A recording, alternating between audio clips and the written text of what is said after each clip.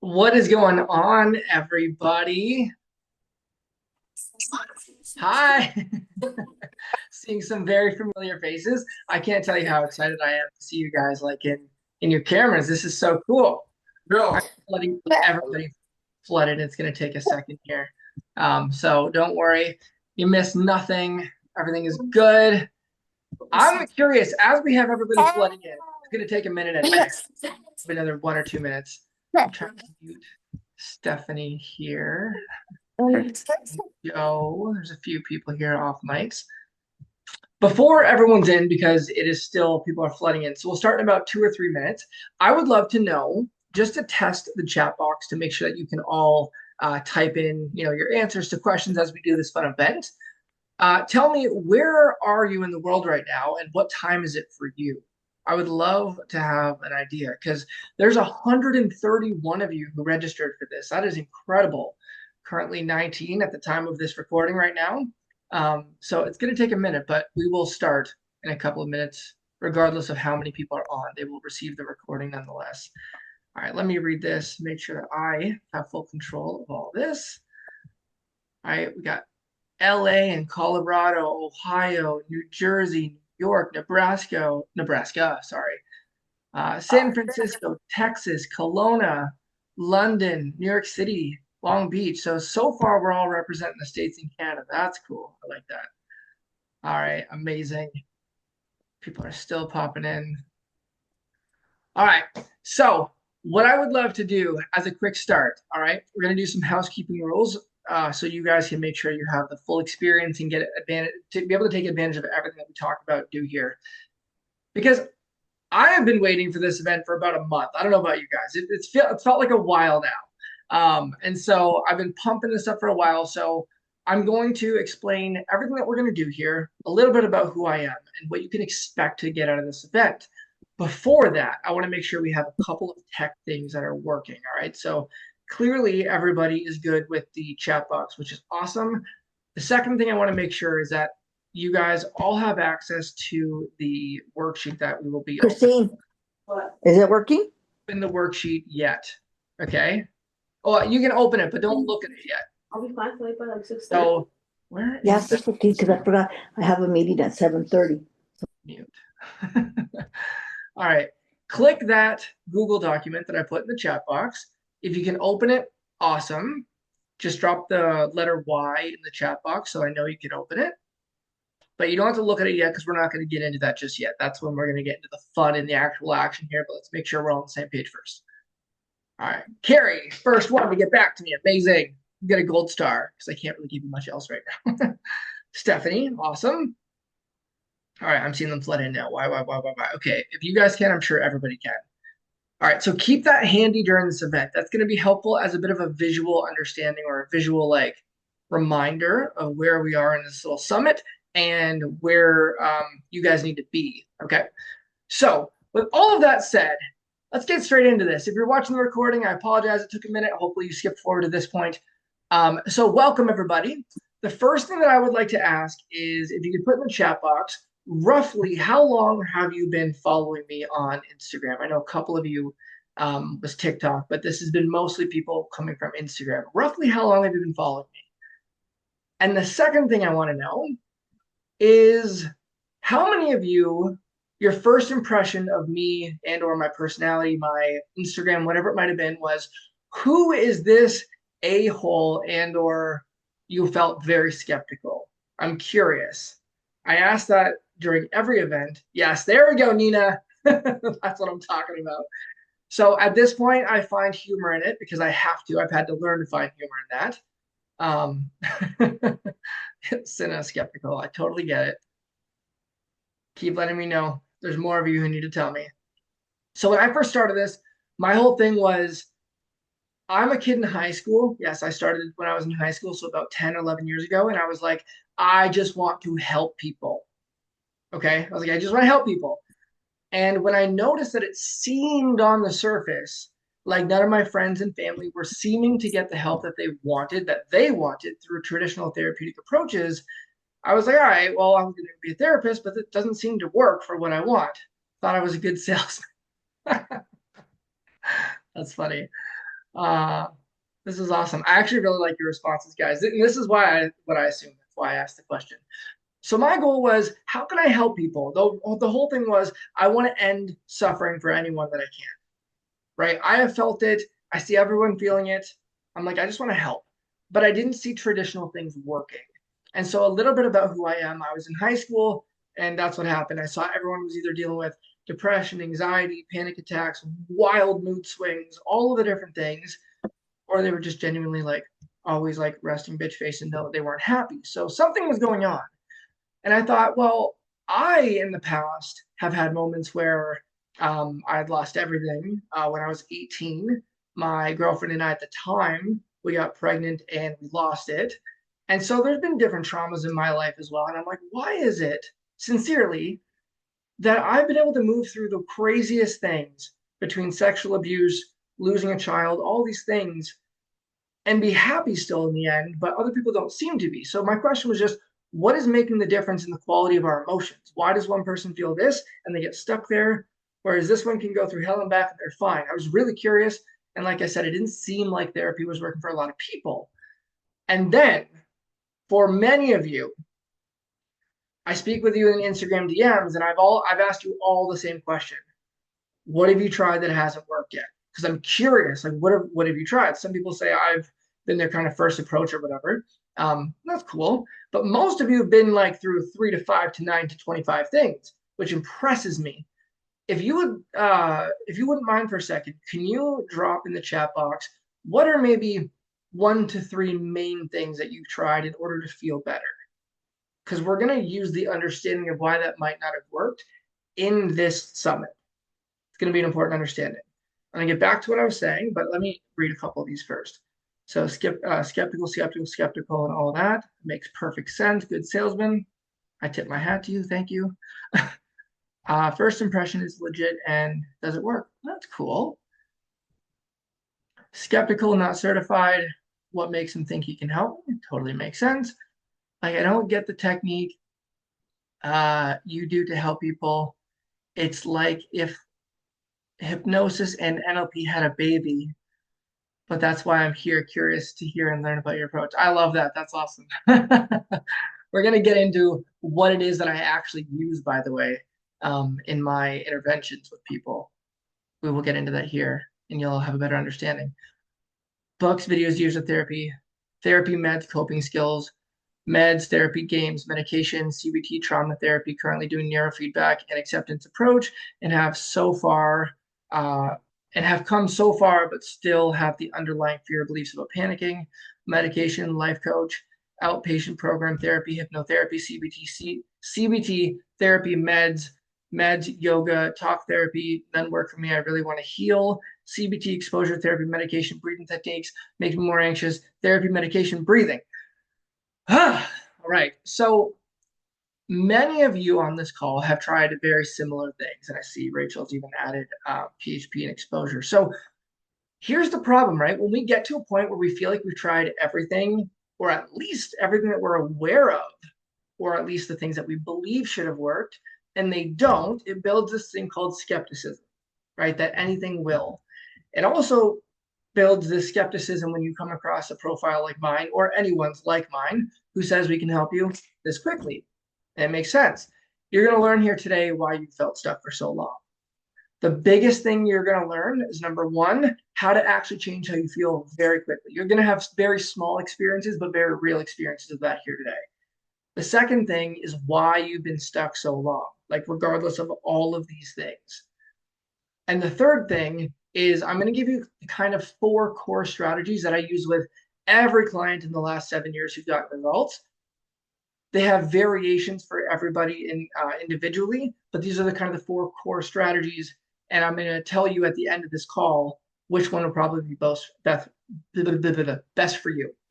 So with all that said, here's how I got here, just so we know. When I found out some things that were working to help people get real lasting results in how they're feeling and thus their behaviors, my question was, okay, it seems like all therapies work some of the time, but none of them seem to work all the time. So the natural question was, what? When it works, what's happening? right? If they all work sometimes, but none of them work all the time, the question is, well, when they do work, what's happening in the moment? And so I figured something out. Write this in the chat so I know you're hearing me when I say this.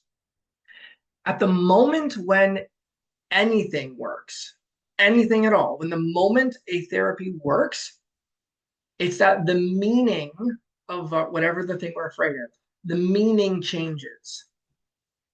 So you can just write meaning changes. That's totally fine. I'll know that you know what I'm talking about. Let me give you an example. Let's say if we have we're terrified of getting into relationships because we've been hurt many, many times. So now the belief we have is that men are cheaters, as a very simple example.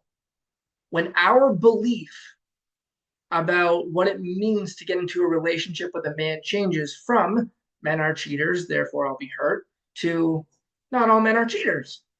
When the meaning of that changes, you'll feel differently when you think about relationships. I'm oversimplifying, but that is actually what's happening. Let's say if we have a phobia to going out and driving. Right now, when we think about driving, we associate that it means I'm going to have a panic attack. Therefore, driving equals terrifying, right? When that meaning in our nervous system, not just intellectually, but really in our emotional level, when that meaning about driving changes, you can go drive. Drop a yes in the comments or I'm so used to using Instagram. Drop a yes in the chat box if that makes sense. When the meaning of getting into a relationship changes from painful to pleasurable, we'll do it. When the meaning of driving goes from painful to pleasurable, we'll do it. When the meaning of being intimate, same thing, painful to pleasurable, we'll do it. When the meaning changes, we will have no issue whatsoever. And in this little, hour and a half little course here, I'm going to explain to you exactly how to change that meaning at an emotional level, at least as a start. That way you can unlock that. All right. So with all that said, I'm going to give a couple of examples of this, and then we'll get into that worksheet. How many of you, out of curiosity, how many of you have ever, say, been in a car or you've been hanging out with your friends or family and you're all laughing and having a good time, whatever's going on, but you're singing, you're dancing, you're just having fun, and you're feeling good, genuinely. Even if it's for one moment, and even if it was 10 years ago, how many of you have had a moment where you just laughed and had fun and you were really feeling good? Drop a yes or a me in the comments, in the chat box. You're laughing, you're joking, you're singing, you're rapping, you're white and you're confused, but you're just feeling good. Here's another question. How many of you have ever sang out loud and even though you sound like shit, it just feels good to sing? Drop the word sing in the comments if that's ever been you.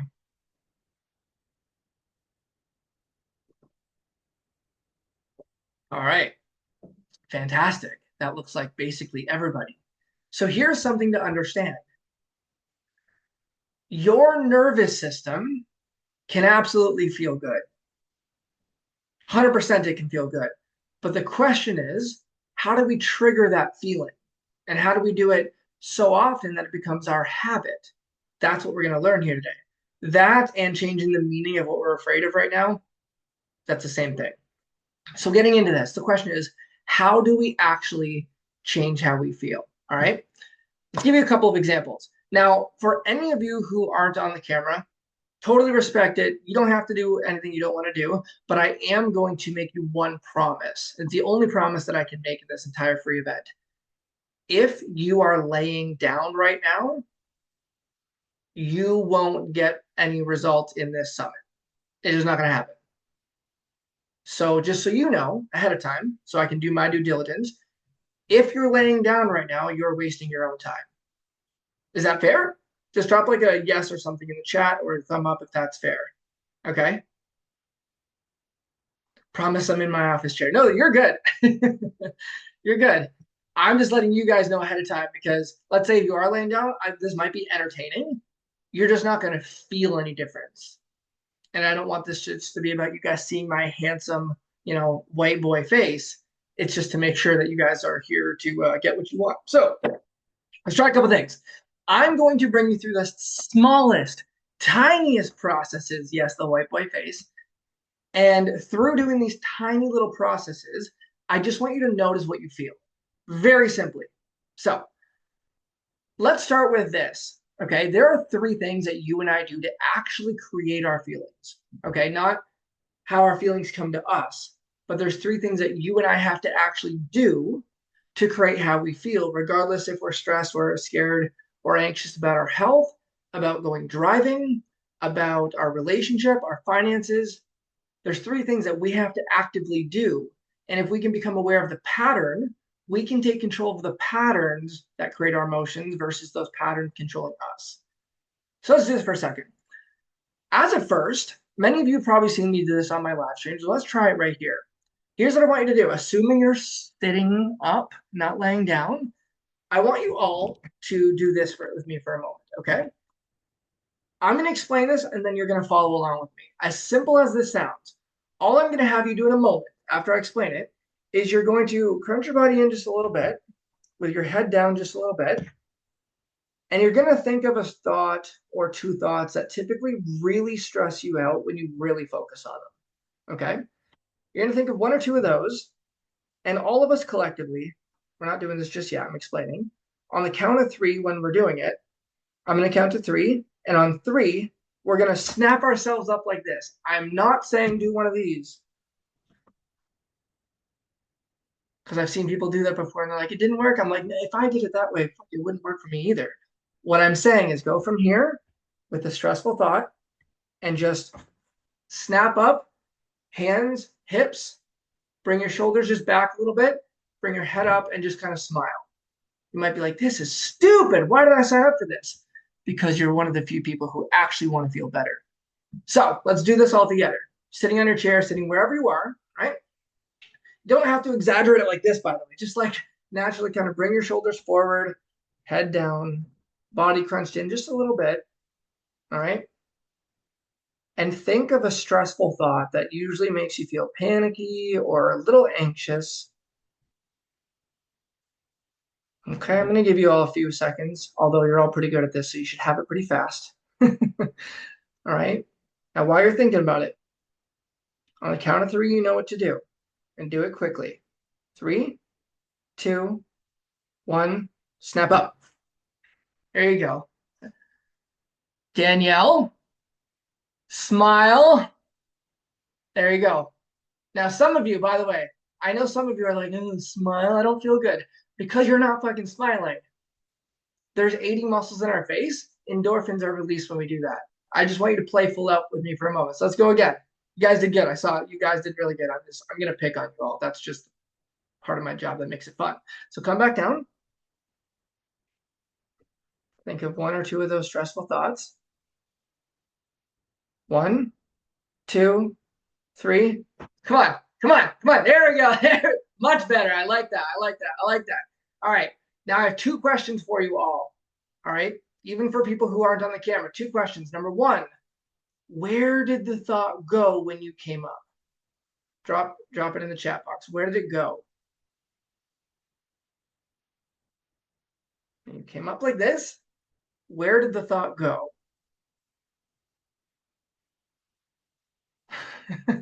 Gone anywhere but here. That's kind of funny. The thought left for now. Away, away, it went away. Out the window. Flew out of my head. I love that. Left for the moment. By the way, we're going to address the for the moment thing in a moment here. No pun intended. But you're all saying the same thing. I just want you to notice this. So the same thing happens. How many of you have ever had an experience where you're sitting on the couch or the sofa and you're like, oh, I need to get my phone from the other room. So when you stand up to go get your phone, say you're in the kitchen, you're like, why did I come in here? Like, what did I come in here for? How many of you had an experience like that? Completely just like, so you like, I have a hair in my mouth. You like grab a water bottle and you're like, maybe that's what I came in here for. But you have no idea. How many of you have had that experience? Drop it in the chat box. If you have noticed, this is a very active feedback loop we're doing here. This isn't passive. Right, so we've all done that. Here's what's happening. And here's the first main takeaway that I want you all to not only understand, but be experiencing in this couple of hour event. Drop this in the chat box. My body is the remote control to my thoughts. My body is the remote control to my thoughts.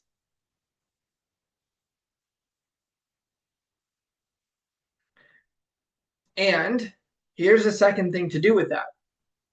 How many of you noticed you didn't have to go meditate for a moment? You didn't have to go to the gym. You didn't have to necessarily eat anything different. You didn't, like, there was nothing you had to do other than just literally changing your posture and the tension in your muscles for 1 second. How many of you noticed that? It's a 2 millimeter shift that changes everything. And I'm not exaggerating when I say a 2 millimeter shift. It's a literal 2 millimeter shift. I'll give you an example of that right now, by the way. I want everyone to collectively do this for a second. Bring your body down like this. You don't need to do the same thing like this, but just hold on, let me move the camera a bit. As you're all sitting up straight, just for a moment, just literally just bring your shoulders forward just a bit and just make like a loose, straight face. Right? You can see I'm doing it super kind of naturally. I'm still trying to get people in from the waiting room. That's strange. Okay. And now from here, that straight face and your shoulders just a little bit slow, like slouched. I just want you to do this and breathe out when you do it. So come up and go. And you can exhale, by the way. Like, you don't need to just. How many of you notice that there's a sensation in your body that changes? I'm not saying it's massive, but there's a difference in sensation. So your body is the remote control to your thoughts, in that if you're having one line of thought, one thought pattern, if you will, and you literally just change what you're doing with your body in that very second, you're going to notice the thought shifts, or the feeling about the thought that you're having shifts. But either way, the feelings are not the same in your body in that moment. We've all heard about the nervous system to some degree, right? Raise your hand or drop the letter N in the chat box. Okay.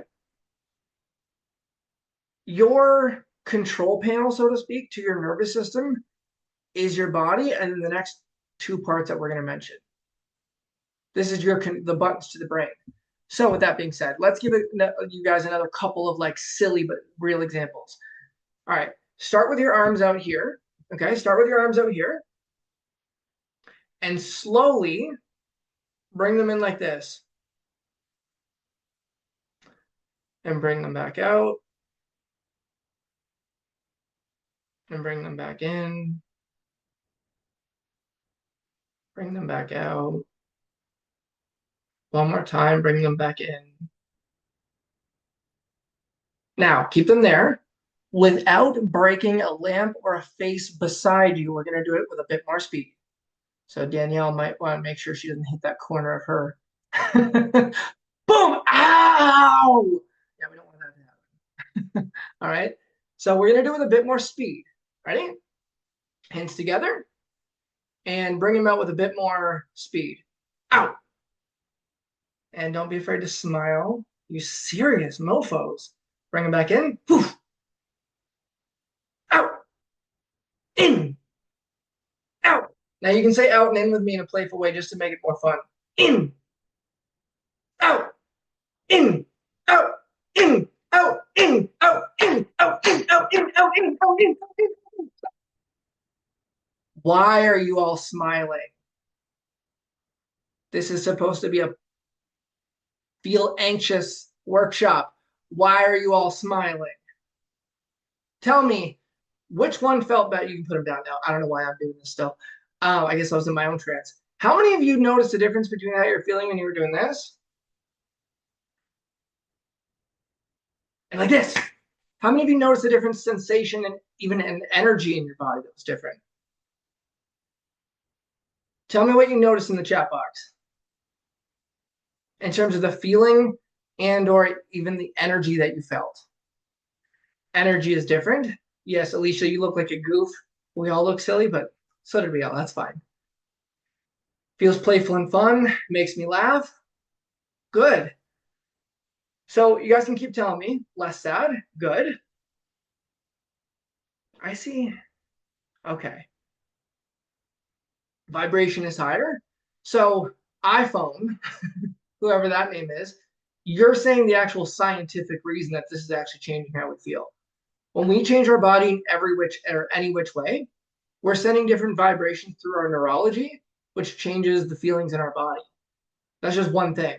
So that's one small, tiny example. At the very end of this, I'm going to show you a more dynamic, natural example. But you're all starting to see you can change how you feel in your body this quickly. Second thing I want to show you. Oh, Vin. Oh, Vin, good to see you, buddy. I talked to you earlier. Good to see you, dude. Or at least hear from you. So, write this in the chat.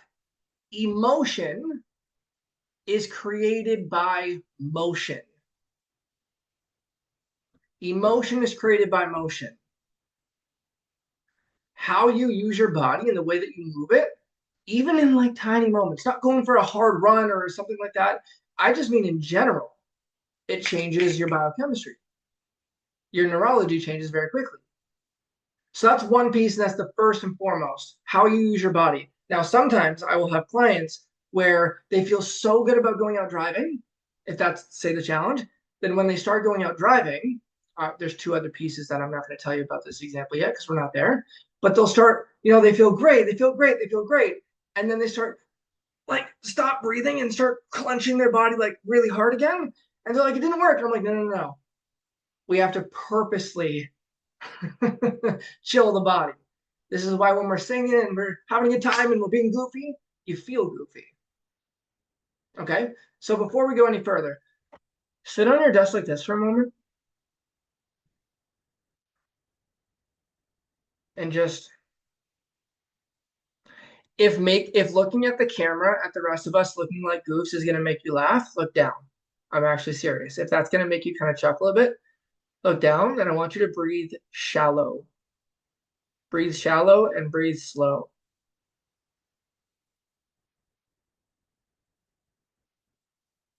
Whatever you got to do, double this feeling.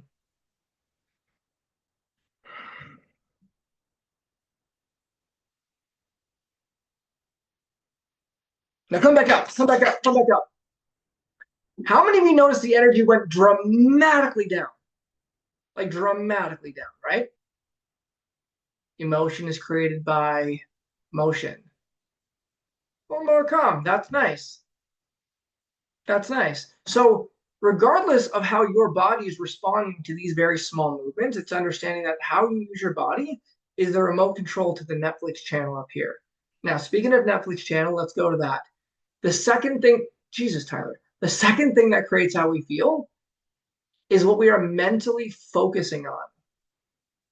This is going to be a big one for many of you. What we are mentally focused on, oh, son of a bee. Okay, hold on, my friends. I got into this without sending this. You guys are all writing it down. I love that. If you want a mental reference of what none of you received in your email, there you go. Oops.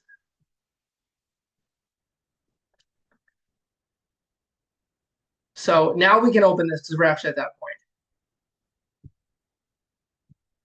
Okay. If you scroll down a touch, by the way, please no one write on this because then we're all going to see all of us writing and that's going to be just hectic. But you can see where there's three columns, right? We just talked about the body. The next one that we're going to talk about is the one right there in the middle, which is our focus or like the things that we imagine and picture in our mind. So how many of you here, tell me what you feel the most panicky or anxious about? Like for you as an individual, what's the thing that if you're like, if I could just do this thing here. Now, it might be a lot of things for you, but pick like one main thing that's like, if I could do this, oh, because that gets me going. Just tell me what it is in the chat box because it'll be a very good way for me to explain our focus.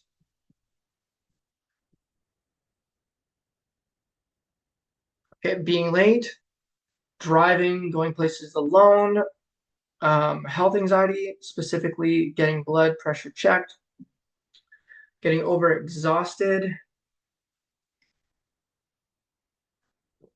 fear of having a panic attack, driving on highway or driving alone, going to a store alone. All right, so here's what's important. I want you all to notice that when you think about, let's say, going to drive on the highway or being somewhere alone or um, going outside in general, many of you, it's the fear of having a panic attack. I want you to notice the nature of what you're thinking about. Describe to me in the chat box what it is that you're picturing or thinking about specifically when you are afraid of having a panic attack. Or for you, it might be driving. When you think about this thing, what is it you actually imagine happening? Okay, dying, passing out. That makes sense. That I'll have one and not stop or be able to calm down. Losing the mind. Worst case scenario. Jennifer, tell me what is the worst case scenario? Fainting. Worst case scenario. Josie, tell me what that means. Outburst in front of people. My blood pressure getting out of control. Losing control. Fear of me not being here anymore. Feeling like I'm going to faint. Okay, so I want you to notice this. We all have patterns.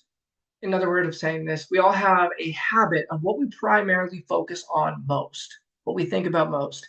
You tell me which one your primary thought pattern, your primary focus is in the chat box. We all focus on all of these things, but which ones are your primary ones? Do you tend to focus more on things that are in your control or things that you don't have control over?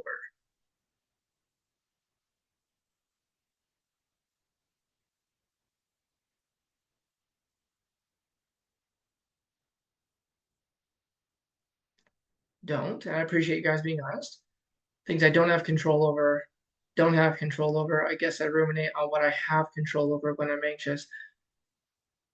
Do you ruminate on what you have control over or what you don't have control over? Mostly don't have, don't. So we're all focused primarily on things that we have no control over. Okay, that's pattern number one. Pattern number two, do you tend to focus more on what you want or what you hope doesn't happen? On what you want or what you hope doesn't happen?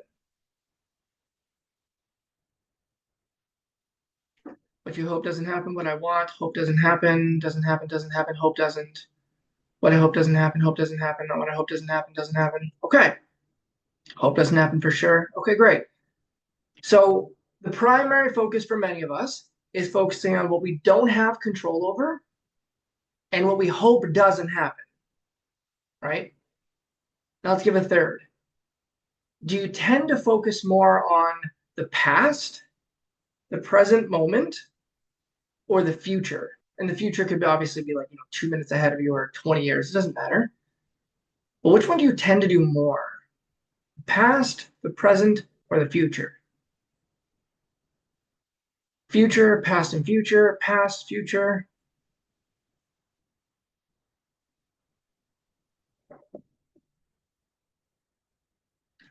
All past and future, past and future. Just to give you a heads up, there's a couple of you who keep sending me direct messages.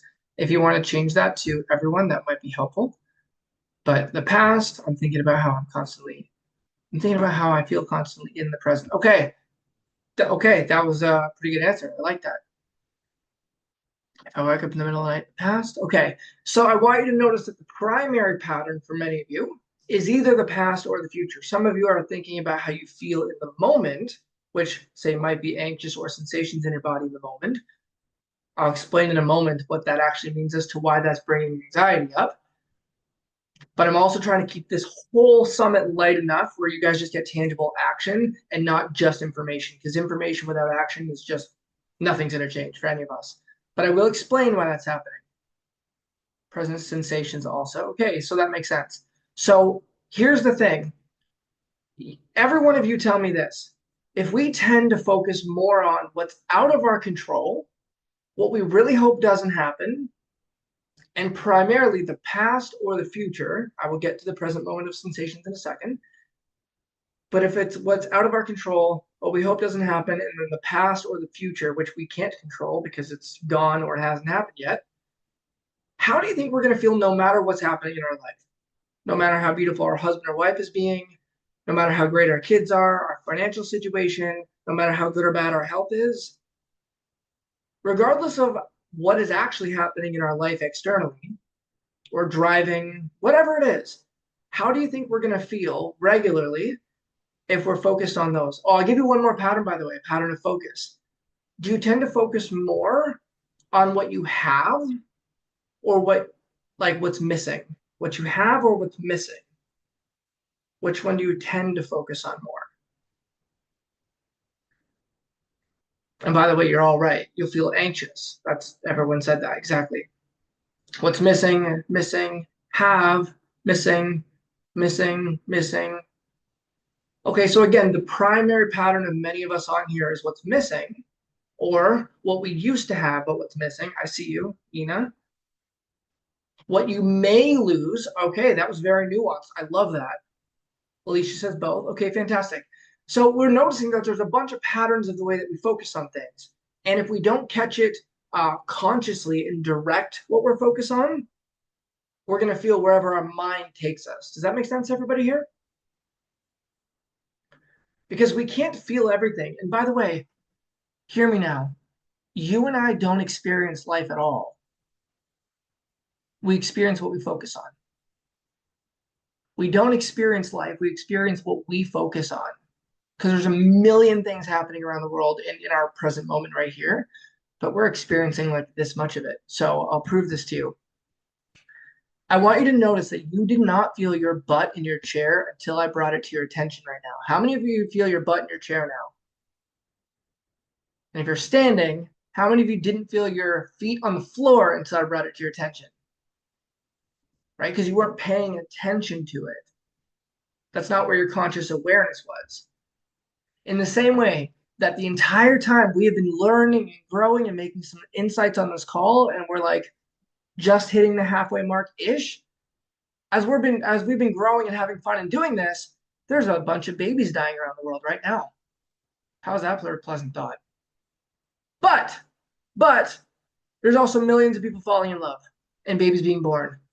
Another baby born, another baby born, another baby born, another baby. It just keeps going. So how many of you felt a bit of a shift in the vibe when I mentioned the first thought? Put a yes in the comments. And then the second I said the second thought about babies being born, how many of you are like, oh, that's a better thought? Right? That is one of my most pure examples to explain that whatever you put your focus on or imagine in your mind, it is in your body that quickly. Like even for me, the second that I brought up the first thought, even my body was like, oh, I hate bringing this example up. But then the second I said the second one, I was like, oh, that's a better thought. Whatever you focus on, you feel. Changing the default setting in your brain is so hard. It's hard if you don't understand how to do it correctly. It can be very, very simple, and you're going to learn that today. Monica, that's amazing. Thank you. Thank you very much. So it's important to control our focus. Now, I'm not going to go crazy deep on this. I'm just going to show you how to change it in a moment, but I do want to explain for those of you who feel like you do focus on the present moment, but what you're feeling, this is what's important. I'll hit on this very quickly, and then we'll move forward. I want you to notice this. Our brain is always making 3 decisions all the time. Like this isn't on the worksheet. This is just something else I'll give you for extra value.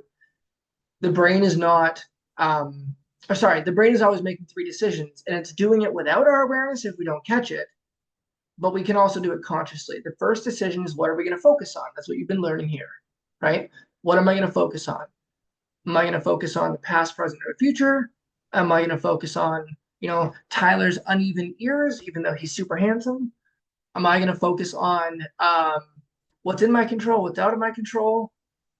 But the second we decide what we're going to focus on, maybe we decide I'm going to focus on my body, right? The second decision we have to make is, what does this mean? What does this mean? Back to the example in the very beginning, I said, if we can't get into a relationship or we're feeling really anxious about it, it's because there's fear, right? We have a belief that getting into a relationship means they'll cheat or lie or hurt us or whatever it might be. There's a meaning there. So we decide to focus on relationship. We decide that means they'll hurt me. So the third decision that our brain's always making is, what am I going to do? Well, if it's relationship, I'm going to focus on relationship. It means I'm going to get hurt. So what am I going to do? I'm not going to get into the relationship. Now let's talk about our body, because the whole point here was about sensations. Those three decisions are still there. What am I going to focus on? Oh, my body sensations. Okay. By the way, I want you to realize if every one of us tunes your attention into our body right now, so take your attention off me for a second. I want you to notice whatever sensations are going on in your body, because there's something there, whether it's a temperature, whether there's a physical sensation, again, the butt on the chair, your clothes on your skin, maybe an irritation or an itch. We're all feeling something right now. I just want you to notice that that's true, because now I'm feeling everything on my body, which is very strange for me because I don't do this. This is not my pattern. But we decide what to focus on. Sensations in my body, for example. This is my whole point. I'm doing this for, I think it was Monica that asked this a minute ago. The meaning is where this happens. If I'm focused on the sensations and then I decide that it means I need to go to the ER, or if I decide it means I'm going to have a heart attack, or if it means whatever the belief is for you, I believe it means I'm not okay. I believe it means it's going to be a panic attack. I believe it means I'm not okay with my health. I believe it means I need to call my doctor. If that's the belief, the third decision we're going to make is I'm going to panic. Oh, shit. Oh, not good.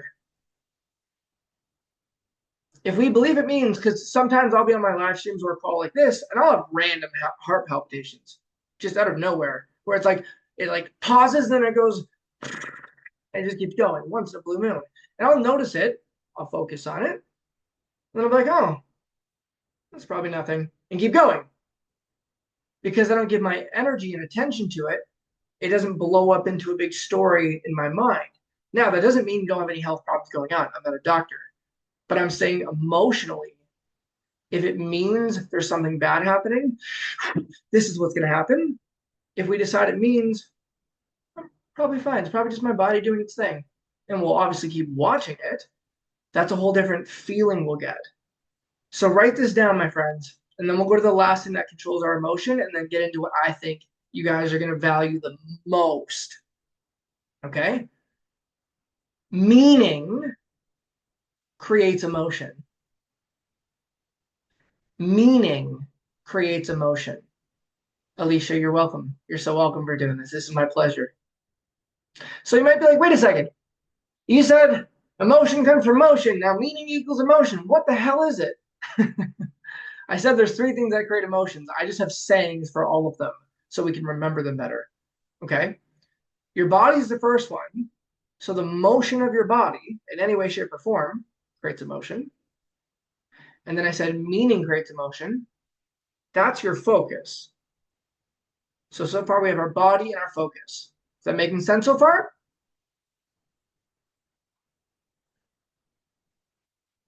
Now this one is my wife's personal favorite. And I'm pretty obsessed with it myself. The third thing that creates our emotions is our language / our tone of voice, which you can see on the worksheet if you have it open there in front of you. It's the third column to the right. Your language / the tone of your voice. Let me give an example. Imagine if I said, I know her name's not actually Joe, but I'm going to call her out, Monica, because yes, we've talked a few times. If I say to you, Monica, I love you. Yeah, I love you.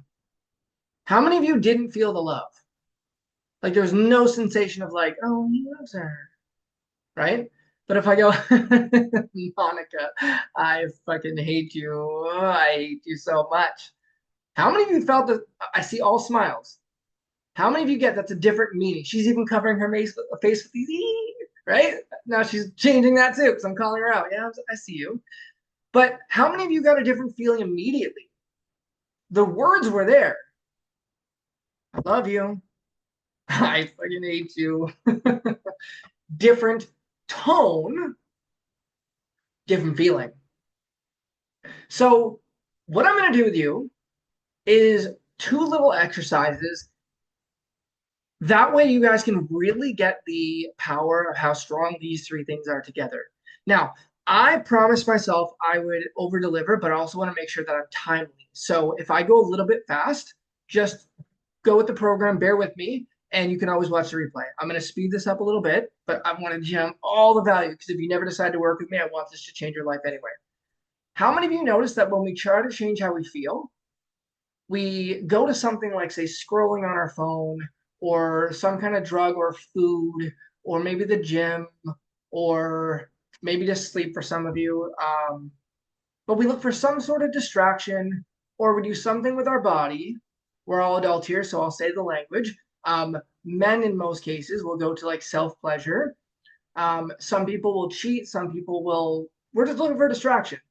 Or maybe there'll be a stimulant, right? Drinking, smoking, um, pills.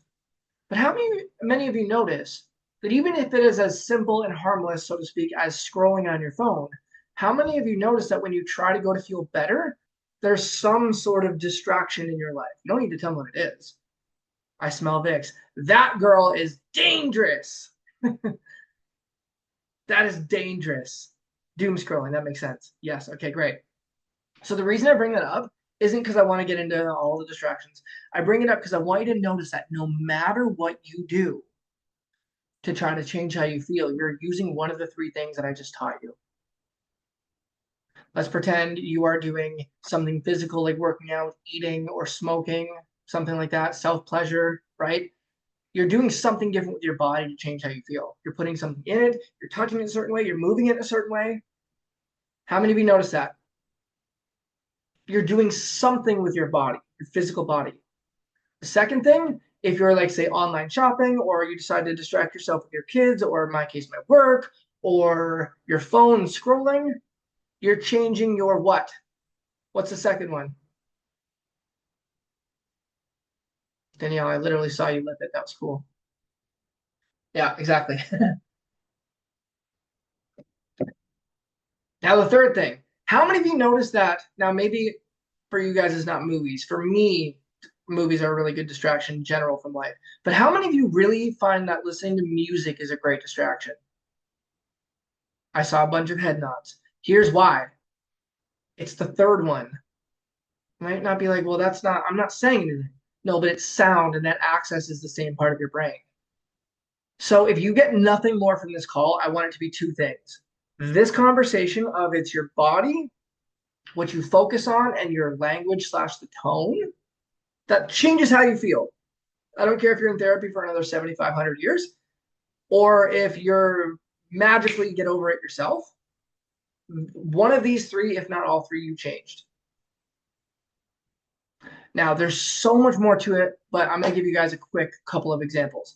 Here's what I want you all to do, okay? As long as we're sitting up, okay? I'm going to give you a very small experience, and I want you to notice how you feel, okay?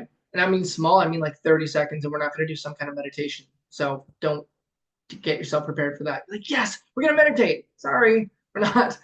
What I want you to do is I want you to pick a thought. It's going to be different for all of you. A thought that stresses you out or makes you feel anxious at a 7 out of 10 or higher. You don't need to tell me what it is. I just want you to be like, okay, that's the thought I'm choosing. It can be something made up. It could be a trauma from the past. It could be a situation that you need to deal with later. I don't care what it is.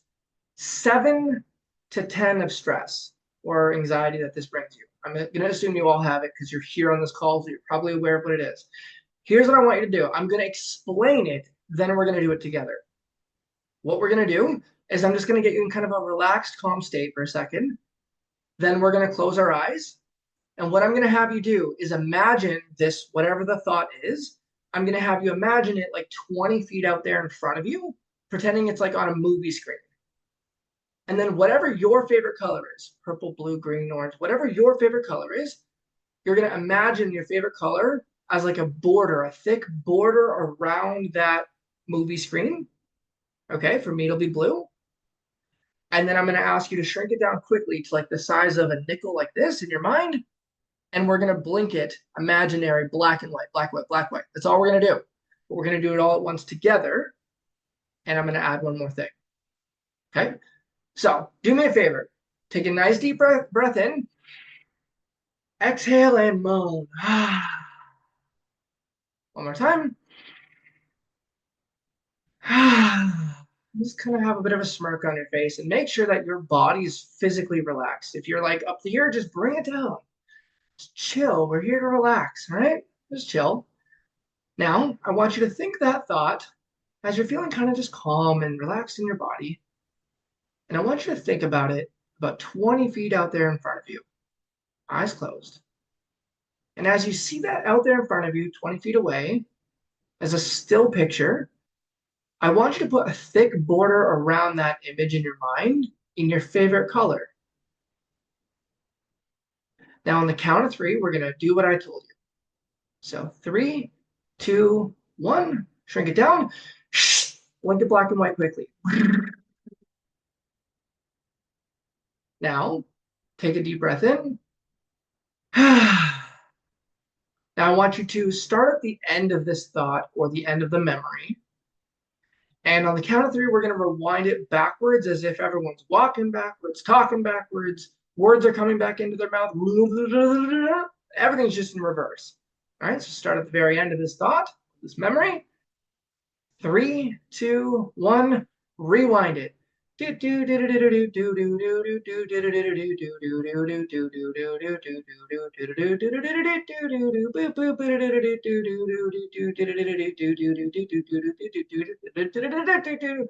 open your eyes.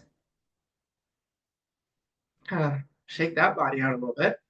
The fuck is this woo-woo shit Tyler's doing? Jesus, didn't expect that. Pardon the potty mouth, but you've seen me on Instagram. I'm sure you're okay with it by now. Do me a favor. Nice deep breath. Look up a little bit and just think back to whatever this thought is.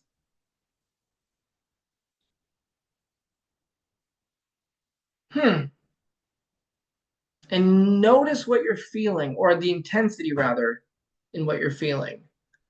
Tell me in the chat box for a moment, where was it and where is it now? Just so we have a gauge. I'm very keen on measuring things. I don't like to just be like, oh, we feel better. The question is, how much better? Or we don't feel better. Well, where is it now? If we don't measure something, we can't track what's working and what's not, right? Plus, for many of you, what I've noticed, respectfully, is that you haven't made a lot of distinctions between what's anxiety and what's a sensation, or what's anxiety and what's just like a little nerves and uncertainty, which is normal. So the answer that you're going to all give is going to be different for everybody. But drop it in the chat box. Where was it 7 to 10? And where is it now? First answer that comes in. It was a 10 and feels like a 6. Awesome. I love that. Now, again, these things are not the be all and end all, but I'm going to explain what we did and why it works in a moment. 7 to 4. Wonderful. 9 to 6. Great.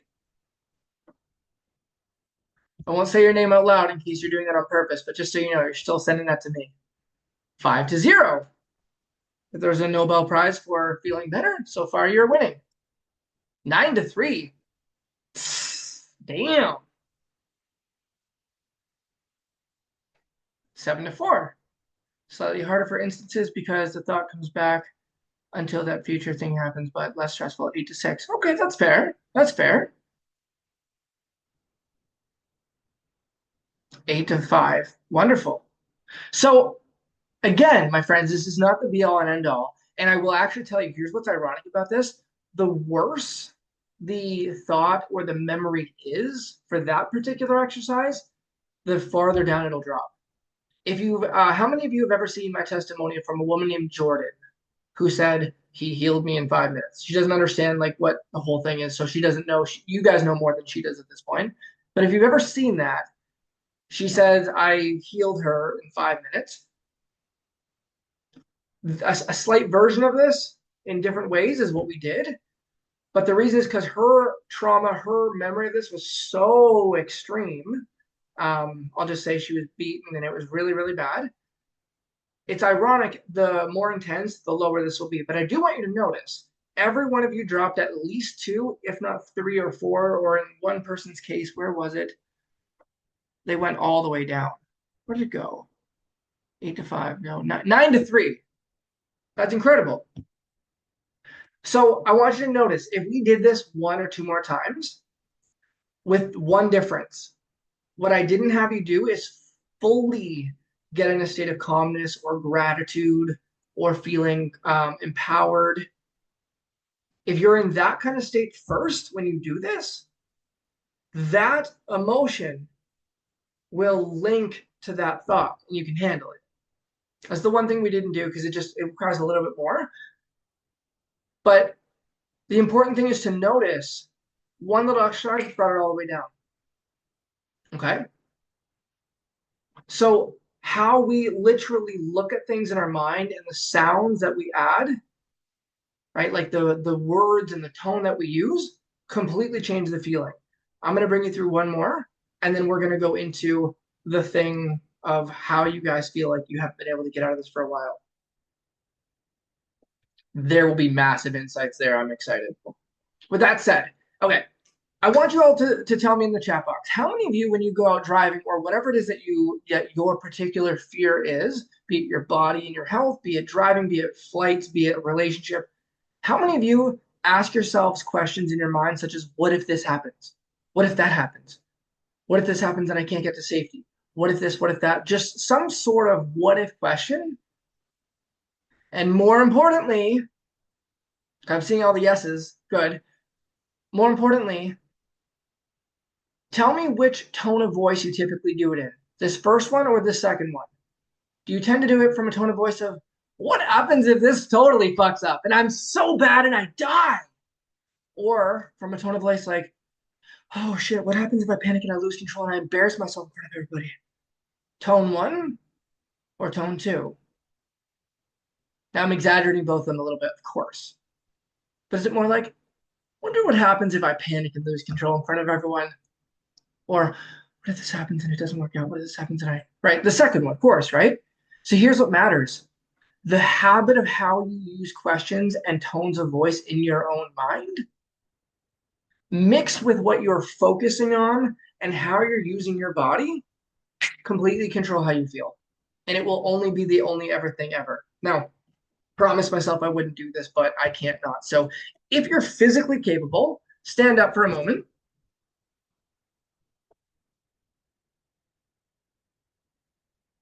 And if you're not physically capable, because I can appreciate if someone has a challenge, then just sit up strong in your chair. Here's all I want you to do. Let's be goofy like we were before. I want you all to make a gesture with your body, some sort of physical gesture that just makes you feel good. It could be like, yes. It could be like this. It could be like, yes. I don't care what it is, but just something that makes you feel good just for a second. Yes. Now I'm saying yes, by the way, in that tone, because volume and voice for me really helps. Just yes, yes. Something that makes you feel kind of good. And as you do that, stretch like Danielle, right? As we do that, stand in some sort of like physically ready position. Like imagine you're just about to take the world on by the horns, just kind of in this like loose but like ready position and be breathing, okay? And as you're breathing, internally or externally, I want you to ask one question. As you're here, ask yourself with a bit of certainty in it, a bit of strength, internally or externally, say, what do I really want right now? And stay in this position. And then ask yourself, what is my outcome right now? And say it with a bit of strength. And it can be in your head too, like, it can be totally in your head. That's fine. That's appropriate. What's my outcome right now? Now, I want you to play with the tone for a second. Ask it like this in your head or externally. Same position, but ask this. What if I totally fucking freak out and I lose control and it's embarrassing as shit? Or something of that nature. What if I lose control and it's so bad? What if I lose control and, oh God, what's going to happen then? Oh shit. Oh, I don't know what to do. I don't know what to do. Use that tone for a moment. What if I lose control of this? Oh God. What if I don't have help? What if I'm all alone? And when I can't get to help and safety? Now go back to the other one. What do I really want right now? What do I want most right now? And have some strength to it. What do I want most right now? And before you sit down, I want you to tell me what the difference is and what you notice with those two little pieces in the chat. What did you feel? Just explain it in a couple of sentences. I will read them all in my mind very quickly and I'll point something out if need be. But I want you just to write it down. Because the smallest distinctions that we use outside of this summit are going to determine the quality of our life. Low vibes versus high vibes, fantastic.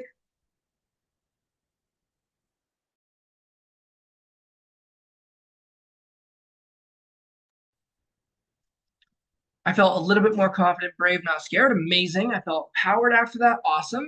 I started feeling hyperventilating feelings. Okay, so we want to make sure that we're very clear on our breath. But that might have been when I was saying, what if, what if, what if, right? Or that might have been when you were doing that. That would make sense. A little more confidence, fear versus confidence. Great. Crappy / ready to take on the world. That's only a minor fucking difference. Anxious talks make me jittery and shaky. Positive talks make me like I can run a marathon. I love that. Okay, then went away. That, Joe, is what I thought you were going to say. I was like, wait a second, what? A little confident, good. Cinna, confident. Fear versus let's do this. So tell me, my friends, do you have the ability? I know you're like, well, this isn't changing it for good. I'm aware. I'll give you 4 core strategies at the end of this. But even just from here, tell me, do you have the ability to change how you feel? Do you have the ability just within you to change how you feel? Felt okay. Yes, yes, yes, yes, yes, I do. Yes, yes, yes, yes, yes. All right, well, then here's one more thing we're going to do. And then God give me the strength to move on to the next thing because I could do 7 days of this in a row without sleeping if I wanted to. Okay, so do one thing and I promise to move on. I want you to do that same thing. Get in that ready to take on the world stance. Go right back there. I like to have a bit of balance in my stuff, but whatever feels right for you, just a bit of strength. Make that gesture, right? Yes, or whatever it was for you. It's all different for every one of us, right? This one's mine. Yes, yes. It sounds, by the way, like a pump up, but can you actually feel the difference? It's not just like, yeah, fucking motivation, fucking affirmation. Yeah.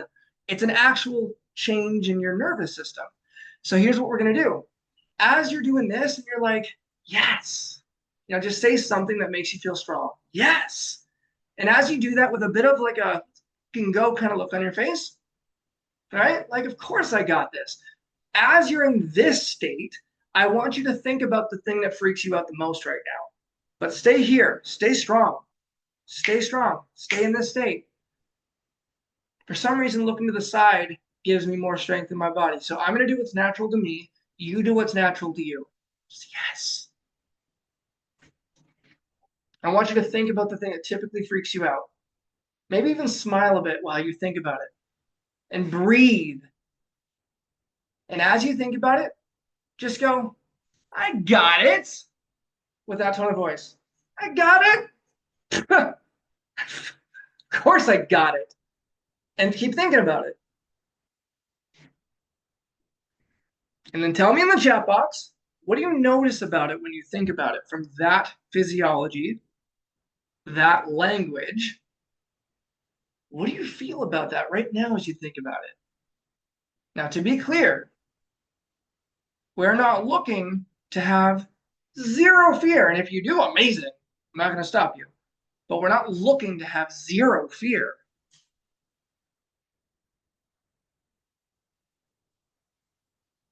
Kayla, absolutely. This will work for anything. Because I'll tell you the secret. When we're feeling good while thinking about something that typically doesn't make us feel good, which one do you think is going to win? The body and the feelings or the thought? You just had an experience of it right now. Danielle, more in my control, 100%. Alicia, I respectfully disagree with you. It is the body, because remember what I said. The body is what controls our feelings and thoughts more than thoughts itself. The body, that's right. So, for example, this is why when people are like this, when people do this, yeah, today's the day I'm gonna change my life. I'm gonna get on that diet. I'm gonna talk to my spouse. Today's the day. When they're doing it like this in that tone, they just feel like they can't do it at all. But if they're like, all right, here we go, fucking scared, let's do it anyway, they're going to feel a lot more strength in it. So that was this whole piece. Okay. So you can sit down, but before you do, bring your hand up, turn it around, lean forward, pat yourself on the back. Because every one of you has officially learned at some small level how to change how you feel. And that is the foundation, not the whole thing, but the foundation of how you feel. You've used every one of the control panels, if you will. Go ahead and sit down if you want. You've used all of the things that is out there in the world that you could possibly use to change how you feel. There's no other way. What you do with your body, what you think about in your mind, and the tone of voice and the words. If you use them all together and you change all three at once, you change how you feel. And you just have a small experience of that. I will give you one more example just of the words and we're going to move on. Okay? So get ready for it. Imagine if I say to you the word penis versus dick versus cock. How many of you notice? Now, some of you have different models of the world. Some of you are completely offended right now. And some of you are like, yeah, say it again. I know, I get it. But just notice for me, how many of you noticed there's just a different emotional intensity with each word I used? I didn't use my tone differently. I just said the word. And obviously the third one was like, who? He said that. Oh my God. Right? Some of you might have been like, yeah, more. But the point of the matter is the words matter. So does the tone. You change all three of the things we've talked about here to change how you feel. Now, let's get into the moment that we really all came here. Why the heck do we get stuck in these feelings? Who's ready for this? By the way, if you need to, because you've been sitting for a while or you need a sip of water, why don't we take like a minute or 2 literal minutes, go get yourself a sip of water, stand up, move, whatever you're going to do. We'll pause for about 2 minutes. It's 6:10 on the clock for me. We will start this next piece at 6:12. So be quick, and we'll be right back. Take some water, do whatever you got to do. Take a pee break, whatever it is. By the way, I'm not going to take a break. So if any of you have a question, feel free to ask it in the chat box right now. Everyone else can like look up and see the questions and the answers on the replay. But just ask your questions in the chat box if you have any currently. Because we're about to go into not a heavier session, but a bit more of a learning session rather than a doing session.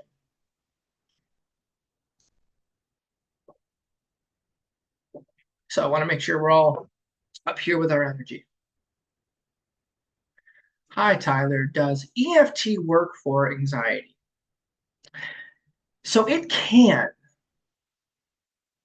But like I said at the beginning of this call, there's a lot of therapies that can. The question is what we're going to talk about next happening. And I'll just say, I'll give you a bit of the preview before we come. Every type of therapy can work. Not necessarily does, but every therapy can work. And technically, I'm not a therapist at all. So like any kind of change work, it does, or it can rather. The question is it going to help us to stop being rewarded for the current emotional patterns that we are doing? Because how many of you notice here? Just put a yes if you're still sitting here. It's cool. It's 6:12, so we'll get right back into it. How many of you noticed though that while we've been here, you've been doing your emotions? That they haven't been things coming to you because you switched from, like feeling kind of crummy to immediately feeling good. And when we're standing up and doing the exercise for a second, right? You went from like that fearful kind of oh shit state to feeling strong and ready to take on the world. How many of you noticed that you were doing your emotions? Oh, that hair fly away here, right? So back to the iPhone's question. Oh, sorry, Vin, that's right. EFT and everything else can work. It can work. The question is, will it make it so that we stop being rewarded? Because if our nervous system is still benefiting from whatever the emotion is, it won't work no matter what therapy it is. Okay? So we're going to go into that next. I'm trying to know the balance, what the balance is, because I used to want to stop feeling anxious, but I learned we need to feel our feelings rather than run away from them. How do we know that we have fully let our feelings, fully felt our feelings? Oh, that is such a good question. How many of you are kind of curious about that yourself? Okay, I see Monica's nodding her head. Yeah, okay. I'm sure you all are very curious because this is not the first time I've been asked this in 7 years. It doesn't come up often. I'm just taking my socks off if you guys are curious to know what this is. I can't wear socks in my house. I'm weird. We all have weird habits. So here's the thing. There has never been a time in human history where we need to fully, quote unquote, feel what we're feeling in order to change how we feel. Because in every moment, we are doing our feelings. Now, again, keep in mind, I'm not saying like body sensations. I'm not saying everything we experience from like an ailment or illness. I'm not saying that. I'm saying emotionally, every emotion we experience is something we're doing because there's something we're doing with our body. There's something that we're focusing on and believing, and there's something of language we're using to create the emotion. How many of you, out of curiosity, drop a yes or a no in the comments below if you've ever been to like a funeral and someone makes a joke or something happens and you laugh completely inappropriately and you're like, oh my God, this, I should not be laughing. This is not the place for this. But you can't help it. It's funny. Or the teacher in class one day told you, don't laugh, or, like, be serious or whatever it was. And you start laughing and you can't stop. And the more they say, stop laughing, what do you do more of? You fucking laugh more. And they say, stop. And you're like, ah, right? My point is, regardless of situation, we're the ones doing our feelings. We're focusing on something in a certain way. We're doing something with our body, and there's something with our language. So, in terms of that, and then we will get right to our thing. In terms of that, neuroscientists have figured out that it takes about 90 seconds from the time that we start to feel emotion until the time it exits, so to speak. So, you might be like, well, then why does it keep going? Well, we're going to explain that in a moment. But besides that, if we keep thinking the same thought, and if we keep doing the same thing with our body, we keep putting that same thought into our body, that same biochemistry. So I sometimes give this analogy to my clients. Imagine that anxiety or any emotion, truthfully, is like a light bulb, but we use anxiety for a moment. If that light bulb's been on for like a day, a month, a year, whatever it's been, and then we turn off the light switch, so the light's off now, is it still going to be hot to touch? Of course, right? But it takes maybe what, I don't know, I've never touched a light bulb and to monitor this, but 20 minutes, an hour, whatever it might be, it takes a little bit of time and it cools right off. Same thing with these feelings. It's because the 90 seconds it takes to like exit the neurology, the nervous system and all your organs and all that. This is why when they say that the body keeps score, I'm like, yeah, but not really, like at all. So it takes about 90 seconds for it all to flood through. And if we have a different thought and doing something different with our body for over those 90 seconds, you're going to feel like $1,000,000 because those feelings are gone and these new feelings are there. So you're going to learn about the whole feeling your feelings and why we actually do that and why it becomes very hard to break that habit if we don't really understand what's going on. I'll answer this next question and then we will on to the rest of it. Is it okay if you struggle with the border thing? Oh, I thought you meant like the Trump kind of border thing. I'm like, where is this conversation going? Well, the other things still work. I messaged you about what's better than medication. So, in terms of what's better than medication, everything. Now, it may be prudent to use in the moment, potentially, even though you don't need to. I get when we grasp for straws because we're so desperate to overcome these feelings. That makes sense. But in terms of if you struggle with the border thing, yes, that is just one of the 7,500, I'm making the number up, things that I can teach you how to do. That's just a very easy one to do. Now, some of you are more visual, some of you are more auditory, some of you are more kinesthetic. Well, what's the difference? It's how you take information in. People who are very visual, they kind of like, they talk really fast because they're explaining all the images in their mind and they can't keep up because they're just seeing these videos in their mind. Blah, blah, blah, blah, blah, blah. That's a visual person. Someone who's a bit more auditory speaks with a bit more of a cadence and a little bit slower than an auditory person, but they still speak with some amount of feel like being rapid. And kinesthetic people are a bit more feeling everything and they think through feelings really deeply. Now, why do I say this? Clearly, I'm a visual person. Hear how fast I'm talking. A visual person, that will work very well for them. Kinesthetic person, the one where we stood up and we were kind of like feeling what works different in our body, that works a lot better for you. The questions, right? The questions and tone work a lot better for an auditory person. Drop a yes in the comments if that makes sense as to why those are the three things. That's the only way we can process, the brain can process information. Perfect. Perfect. Perfect. Okay, good. I'm glad I explained that well. Joe, Body Keeps Score, book not good. It's not that it's not a good book. In every book or class or like in anywhere where we're learning something, there are some really good and valid information. I can't say I've read every book, so I can't say what you should and shouldn't listen to. But I know the premise of the idea of the body keeping score in that when I've had clients who've been through the craziest of trauma, they've been to therapists in which their therapist has told them that the body stores all of this emotion. And it can to a degree, but the fact that we can counter that and flood our entire nervous system and all of our organs of emotions like this, it just kind of disproves, for lack of better terms, it disproves that whole theory. It's also one of the reasons why when you guys stood up and did all this, you felt really good right away. And by the way, the more intense that you use your body, your language, and your focus, the more intense the emotion. The more intense that we go the other way, the more intense we feel that. So when we're just kind of here, you don't feel much. So we can kind of control all of that intensity, not just the emotion that we feel. All right, last comment, and we'll get to it. That makes sense because smiling helps me more. However, I fake smile in big parties for some reason. I'm still stressed. We will talk about that at a later time. All right. So here's what I want to get into. This is my favorite part of working with any of my clients, and this is the part that I think a lot of you are going to get extreme value out of. So here's what I want you to do real quick. While you're in your chair, just generate a bunch of energy. We're going to go for like 10 seconds. Whatever you're going to do, just use your body, use sound, whatever you're going to do, generate some energy. Come on, come on, come on, come on, come on, come on, come on, let's go, let's go. Danielle's like, what the fuck is this? Come on, just be silly, be a kid. Come on, yes, yes, yes, yes, yes, yes, yes, yes, yes. Point at someone on the screen and laugh. You loser. You loser. I own you. All right. Just to get some energy in our body. How many can feel the energy is a bit different?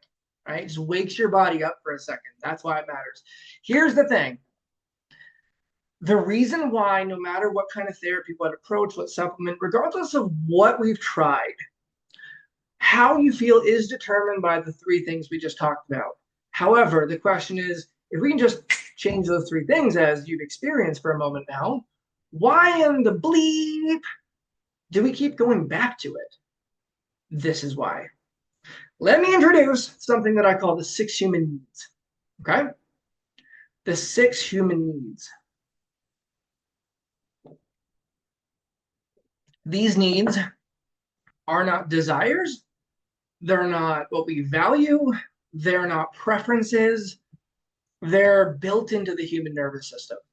Now, these aren't that Maslow's, or I can't pronounce the name, Maslow's. They're not that, which is like food, shelter, water, stuff like that, sex drive, sleep. It's not that stuff. That's obviously needed. What I'm talking about is emotional needs. Every one of us has different backgrounds, different educations, different religions, different rules that we were brought up with, different values, different desires, different goals, right? So many different things. But the one thing that's hardwired into every human, be it Mother Teresa, you, the person you love, the person you hate, and even Osama bin Laden or Jeffrey Dahmer, no matter who it is, there's only 6 human needs. So what we're going to get into is what these are and why they matter to you.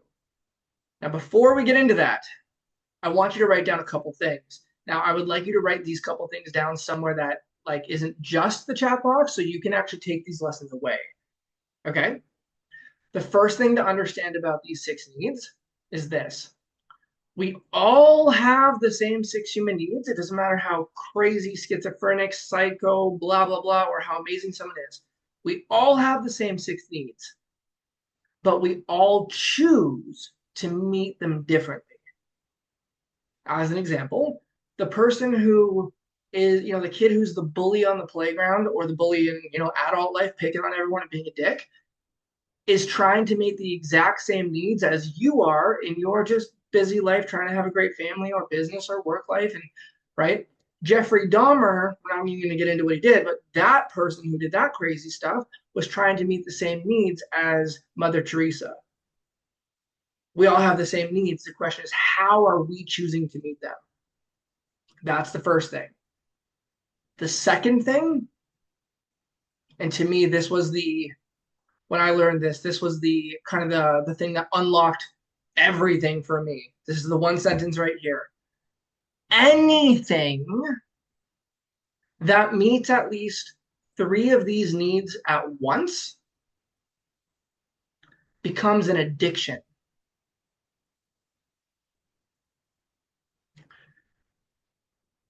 Anything that meets at least 3 of these needs at once becomes an addiction. Let me give you a couple tiny examples.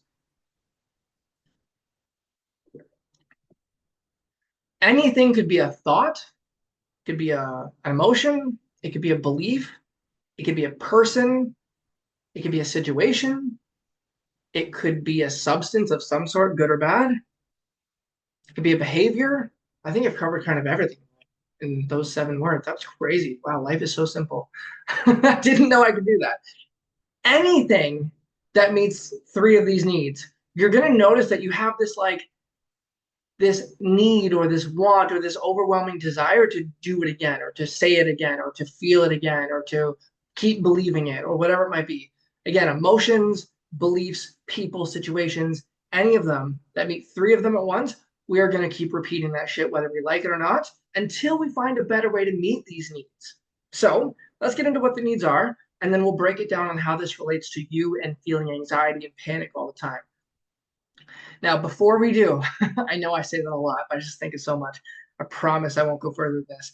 How many of you don't just experience that panic or anxiety feeling, but when you get exhausted from that, you either get like down, lonely, depressed kind of thing, you get sad and just defeated, or when you're done feeling anxious and you get exhausted, you get like angry and irritable and frustrated and annoyed.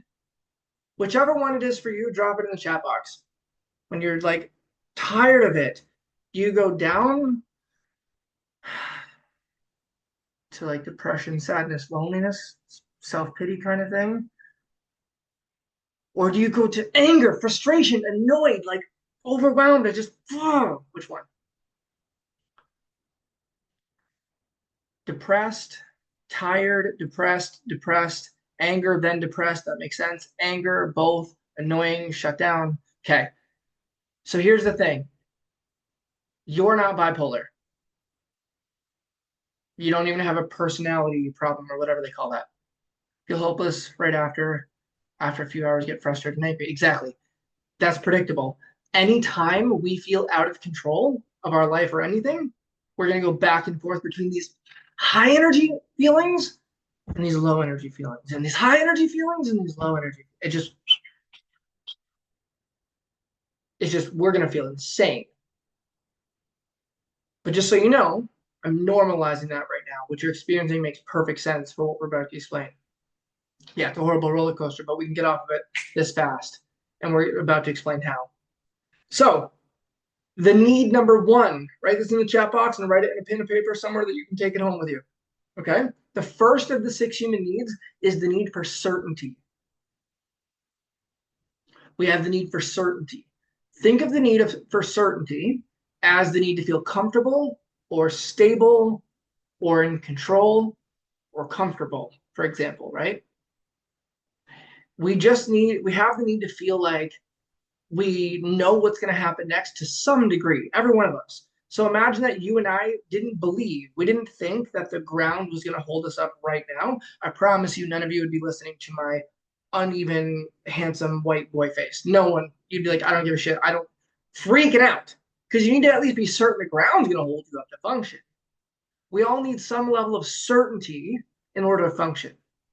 When we have way too much uncertainty, how many of you have ever been so uncertain about your health, your kids, your finances, your relationship, your something that you literally can't seem to get your focus off of that at all because you're so uncertain that someone's like, hey, hey, Jasmine, I have a question for you. And as you're answering me, you're still so preoccupied here that you're like, I don't know. The answer is this. Like, but you're so preoccupied here, consumed with it all the time. Exactly. So we all have a need to feel some sort of certainty to function. All right. Now, I said that one of the differences in all of us is how we meet the needs, not the needs, but how we meet them. We can meet our need for certainty and comfort by, let's say we're all bored, so we go outside for a smoke, right? Calms us down. We can go eat. When we overeat, all the blood rushes to our stomach and we start to breathe again, right? We can watch a movie and crawl into bed. We can just stay home, many of you, right? Instead of going out to drive or whatever it is and trying to like regulate your nervous system as you're going out there. It feels more comforting to stay in your bubble, be it at home, be it around your block or your town. It's different for everybody. But we have the need for comfort. There's a million ways to get it. Some negative ways are if I try to control you, right? I'm trying to control your behavior to some degree. I get control of you. Well, now I feel certain that I know what you're going to say because I'm in control, right? And play that power card. A way to do it in a positive way is to have an identity for myself. I've always gotten through my problems. I know I will again. I have certainty because I've just looked at my past. I've always done it before. I will again. Just believing that you will, or believing in a higher power like God or something, whatever your belief is, you can meet your need for certainty with a belief of nothing else. So we have the need to feel certain. But you tell me, if we were certain about everything, what was going to happen, where it was going to happen, with who it was going to happen, day after day after day after day after day after day after day after day after day, we always knew it was going to happen. It'd feel awesome for a while, right? But after a while, what would we start to feel? Put the emotion down in the chat box. After a while of always knowing, what would we eventually start to feel? Tell me in the chat.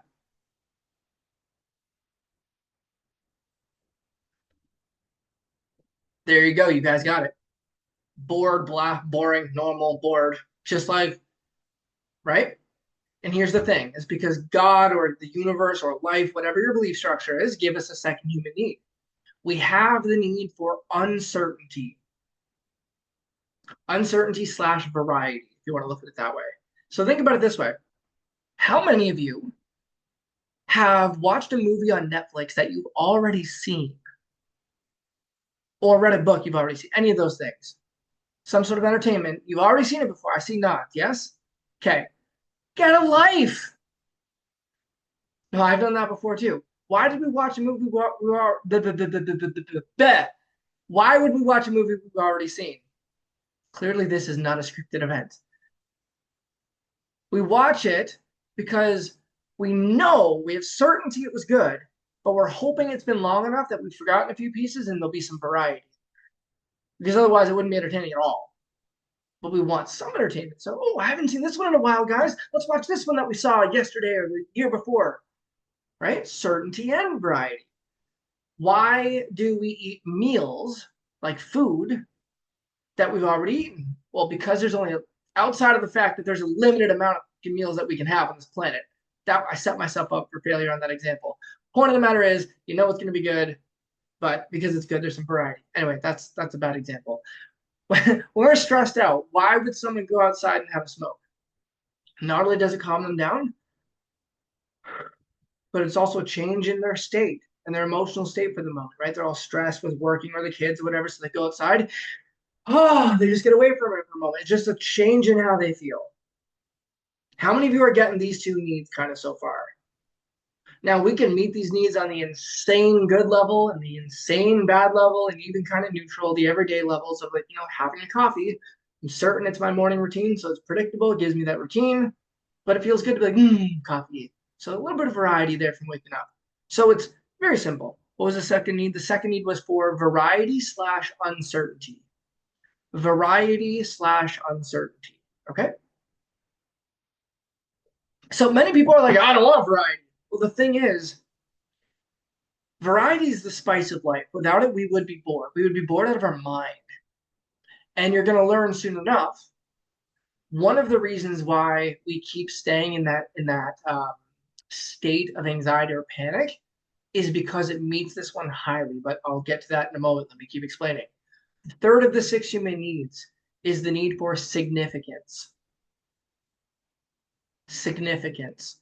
Think of the need for significance as the need to feel special or unique or important or wanted. The easiest way to think about this need is to feel like we're enough. Oof.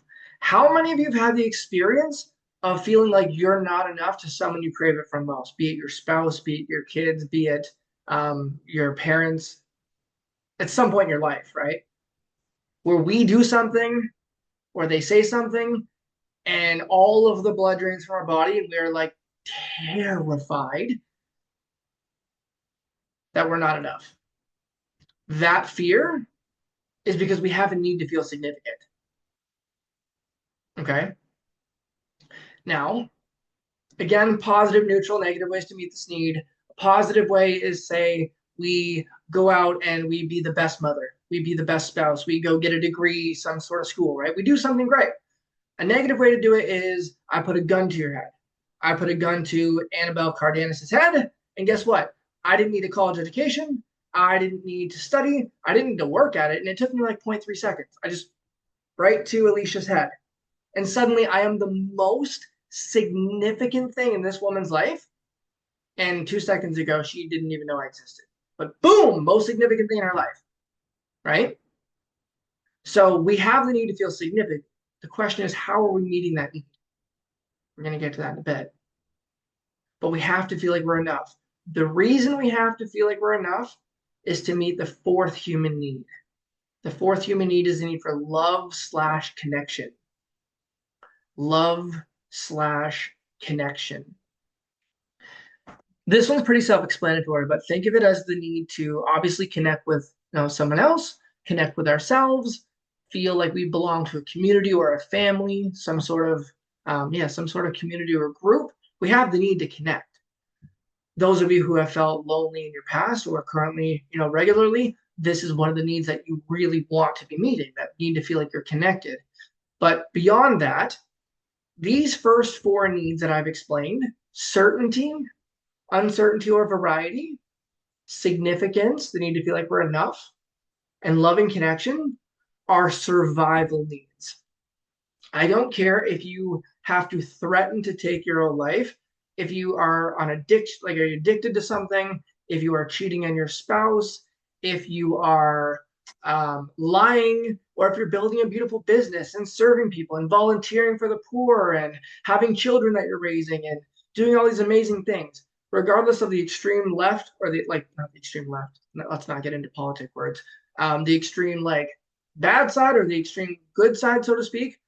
We are definitely trying to meet these 4 needs at least. Okay, I'll explain how in a little bit. The last 2 needs that can only make us feel fulfilled. These are the only 2 that can do it. If you are meeting these 2 needs, I promise you, you're pretty happy right now, or at least in a certain area of your life where you're meeting these needs, you're happy. If you're not meeting these needs, you are living in an emotional hell right now. And I'm being compassionate. Like I see you when I say this. Okay? The 5th need is for growth. We need to feel like we are growing and making progress towards something meaningful in our life. Doesn't matter what it is. We need to feel like we're growing and making progress. If you feel like you're making progress, you feel alive inside. If you don't, you feel like you're dying inside. This one's a very black and white. I'll take a sip of water here. As an example, if you feel like you are making progress regularly in your relationship, even if it's like this much, doesn't matter, the tiniest bit, it feels so freaking good. If you feel like you're not growing, you feel like you're dying. It feels like something's off in the relationship. It feels like something is wrong. kind of threatens your need for significance. What am I doing wrong? What am I doing wrong? What am I not seeing? Oh my God, what? So we need to feel like we're growing. We have to, or we're not going to be sustainably happy. The sixth need, number 6, is the need for contribution. We all have the need to contribute beyond ourselves. Now, you could work at a coffee shop and you could be contributing by giving someone's morning coffee. How many of you have ever gotten your morning coffee, morning tea, whatever the morning thing is that you have, and when you've received it from the barista or the coffee person or whatever, you're like, ooh, there's that little shot of, so exciting, right? You feel it on your end, but that doesn't necessarily mean that the person who gave it to you is feeling that sense of contribution, because to them it might be super meaningless, right? So when I say that we have a need for contribution beyond ourselves, it depends on our beliefs about how we need to meet that need. Like right now, we are almost at the 2-hour mark, so we're getting to the back quarter of this event, and it is a Thursday evening. None of you are paying me for doing this, and I've tried so hard to not give more and more and more value that would keep you here till like 5 a.m. my time, simply because I love doing this. Like 0 of you could decide to work with me down the line and be like, I just got all the free value. Guess how fulfilled I will still be? 100%, because this meets my need for contribution highly. Now, here's the key though. If I expected that through me giving to you guys this evening, if I expected, even at some level, God, I hope someone works with me. I hope someone pays me after this. I hope someone wants my then I'm not going to fully feel like I contributed, because it's a trade. This is a really weird one and kind of like a fine line. Many of us will wonder sometimes why in our relationships, for example, we're like, why is this working? I'm giving him or her everything. Yes, you're contributing to him or her, but you're doing it in hopes that they give you back what you need. Now, I know you could be thinking, well, duh. And I get it. Don't shoot the messenger. I'm trying to teach. I promise. I've been there before too. What I'm just saying though is like, there's this weird paradox in life there. When we give in hopes to get something back, even if it's the smallest, people can sense it. And even if they return, even if they give us our needs back, it doesn't really feel like they just went out of their way to do it, because we feel like, well, you're just doing that because I gave to you. It's got to feel like I'm giving with no other reason. Do nothing. Do nothing for me, and I love it. That's what I mean by contribution, just so we understand that one. Okay? So these are the 6 human needs. Now, I'm going to give a couple of examples of addictions, because they're not just being like laced out on like heroin under a bridge kind of addiction. Not talking about alcohol necessarily. Addictions that you wouldn't quite see as addictions. So we can tie this in to why these matter in anxiety and trauma and panic and getting out of it for good. Okay? One example is the one I gave about pretending I had a gun to Annabelle and Alicia's head, right? So imagine I am standing in an alleyway just minding my business, and let's say Nina here is walking by me, and I pull a gun to her head. I want you guys to become practical psychologists here, okay? I pull a gun up to her head. How certain? Actually, let's play a game. On a scale from 0 to 10, 10 is the most, 0 is not at all. You tell me in the chat box. I pull a gun to Nina's head. How certain do you think I feel in this moment that she's absolutely going to respond to me? I pull a gun to her head. How certain do you think I feel that she's absolutely going to respond to me? 10, right? Because in my mind, what choice does she have? I have all the power. Now, on a scale from 0 to 10, how significant to this woman do you think I am right now? She might have kids, a beautiful husband, a beautiful job, a mission in her life. She might have so many amazing things, so many challenges in her life that are more significant than me. But in this moment, how significant am I? I'm like the most significant thing in her life. Everything disappears. Maybe her life even flashes before her eyes, but I'm the most significant thing, right? Now, scale from 0 to 10, how connected are me and Nina right now?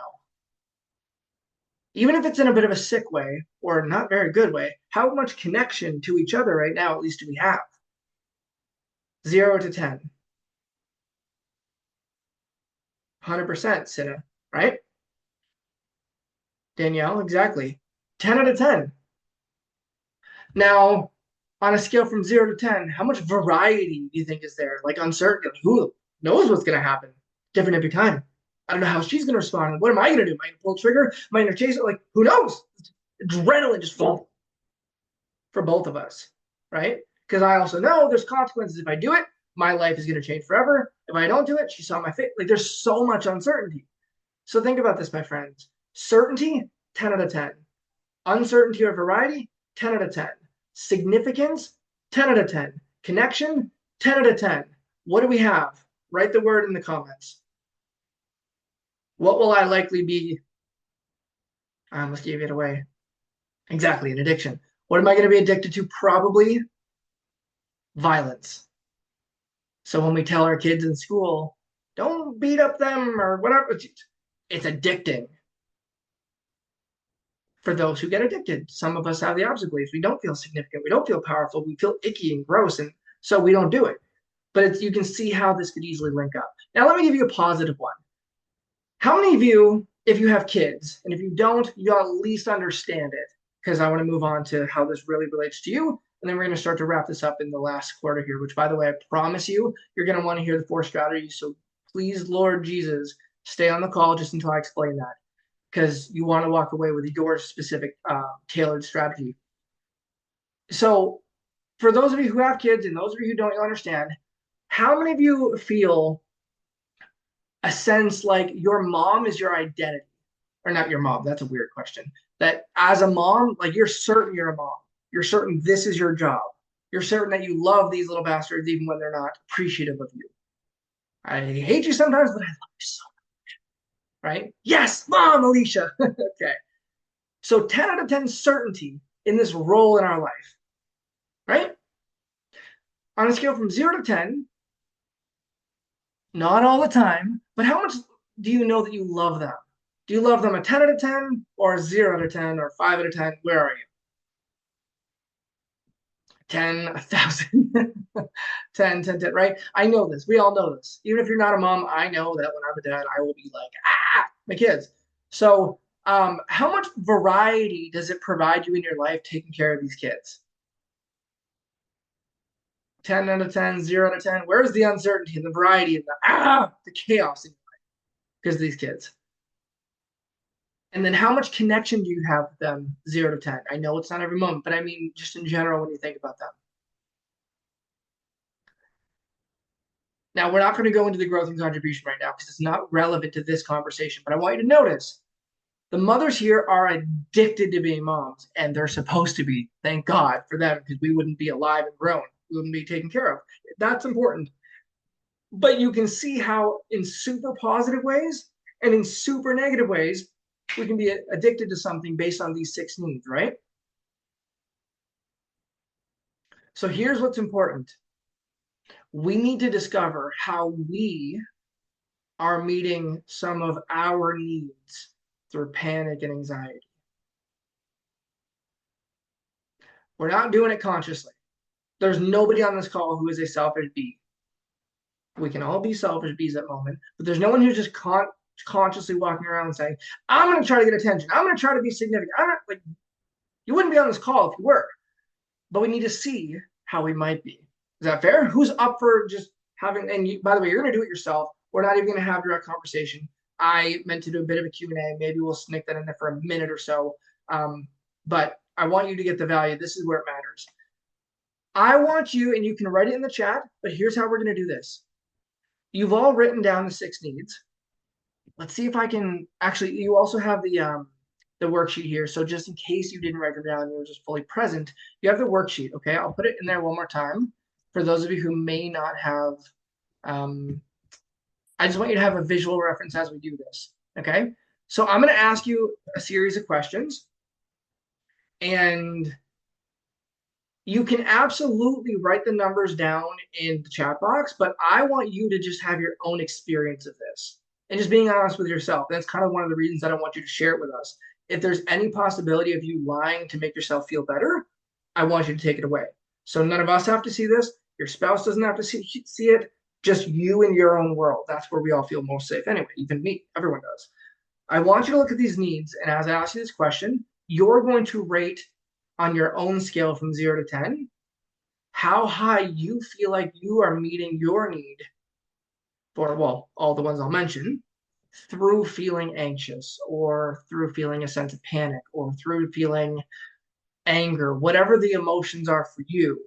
I want you to just reach down and kind of go, okay, what feels true? Not what sounds good, what feels true, because that's where this all the value will come in this last 15 minutes of this summit, which is why I designed it this way.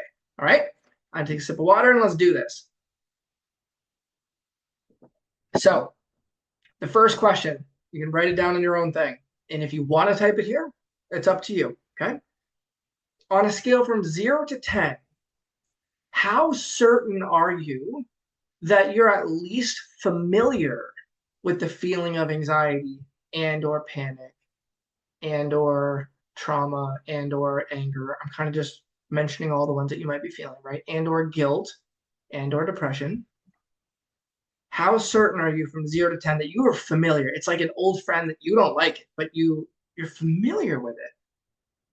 Yeah, I can write the questions down there. I'm a man, I can't talk and type, so give me 2 seconds.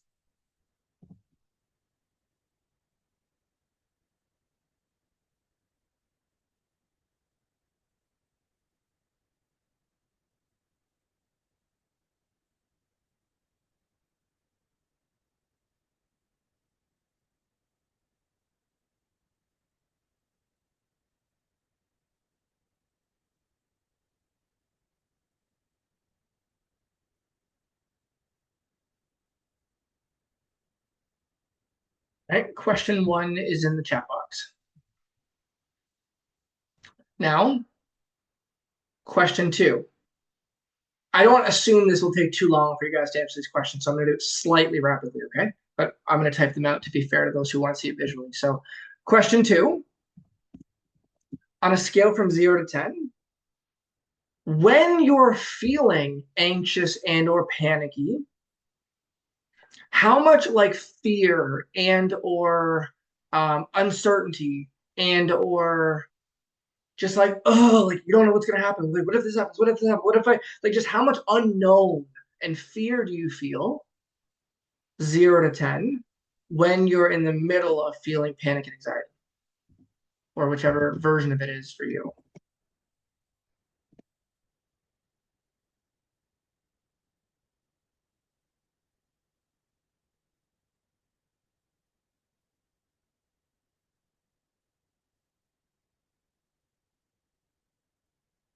Okay. Question 3. Now, you're actually getting the pattern of the question, so I'm going to stop writing them down because it's slowing me down a lot, but I will repeat them if I need to. 0 to 10, how big of a fucking problem has this been for you in your life, feeling panic and or anxiety? Like how big of a has this been for you? AKA, how significant of a problem has this been? Now let me ask you this. I've never asked a client before in my life, but I'm going to ask you here for the first time. So every one of you are hearing it now. Is there anything that is more significant of a problem or just more significant in general to you right now? Remember how I gave you the example of like the gun to the head thing? That's terrible. Even obviously your kids are more significant in general, but not when the gun is there. When you're in the middle of the anxiety or panic, is there anything more significant than that feeling in that moment than the feeling?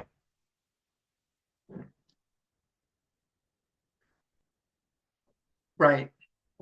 So you're all saying no. So I want you to notice it is the most significant thing in your whole life when you're feeling it. Keep that in mind for when we finish this. On a scale from 0 to 10,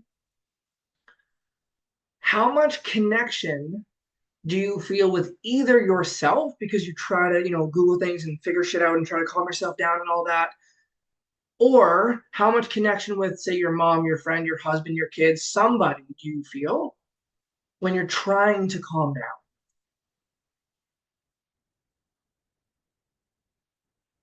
Remember, this is where you need to be honest with yourself, right?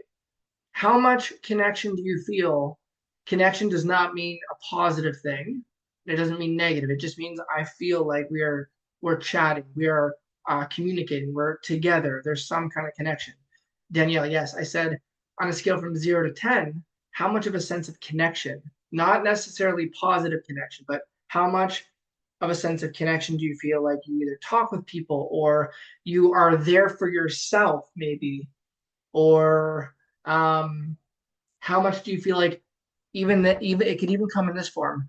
How much do you feel like other people care about you, even though they have no idea what you're experiencing, no idea what you're feeling? How many of you know at some level that the people around you care and they want to help you in some way? Okay. So I want you to notice this. How many of you have noticed that there's at least three needs that you're meeting through this feeling at a decently high level, if not very high level? You can just write yes or something in the comments or raise your hand or whatever you want to do. But just keep in mind, this is a very non-judgmental conversation. This is a let's get clear on our own patterns so we can break the patterns. If we can break the pattern, you guys can be free in a heartbeat. In like a day, a month, a week. It doesn't take long at all. Okay? So you're seeing that. First of all, how many of you notice it doesn't feel good to see that we do anxiety and that we're addicted to it? First of all, how many of you notice it doesn't feel good to notice that? I'm just looking at the chat box. If it doesn't look like I'm present with you, I'm looking down here. Okay, so for all of you, it doesn't feel good. But how many of you do feel good that you actually found the reason that you've been stuck for so many years or days or months for you? Here's the thing, right? Let's say you go to EMDR therapy and they do the things with the eyes or desensitization or exposure therapy or CBT, any of the therapies. It's not that they don't necessarily work, although they're not my favorite type anyway. But it's that even if they work for a moment, your unconscious mind, aka your nervous system, the body, whatever you want to call it, exactly, EMDR usually doesn't. No offense to those therapists, it just is not a great modality. Even if it does work a little bit, the reason why our unconscious mind is like, hey, no, no, no, no, no, I don't want that. No, no, no, I don't want that to fully work. No, it'll fight it, is because the needs are being met. And here's the scariest part. Our brain is like, oh my God, if I get rid of this, where am I going to feel significant? Where am I going to feel like I matter? Where am I going to feel comforted? Where am I going to feel protected? Where am I going to feel safe? Where am I going to feel? And here's the other thing I didn't mention on the sense of variety. How many of you feel like outside of that terrible, disgusting fear of anxiety, how many of you feel like you have a lot of really fun and exciting and just like, wow, things going on in your life where it's like every day is a new adventure and you're having so much fun?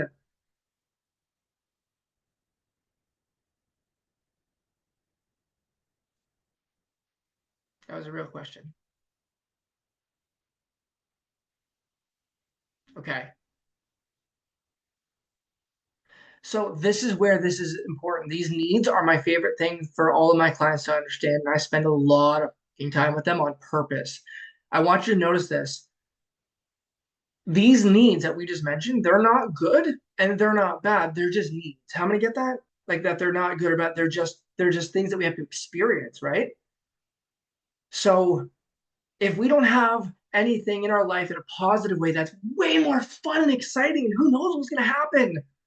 If we don't have anything that's more intense on a variety scale, then that anxiety and panic attacks, our brain's like, hey, this gives me more variety than what I've got going on in my life. I don't really know what to do here. This is not like,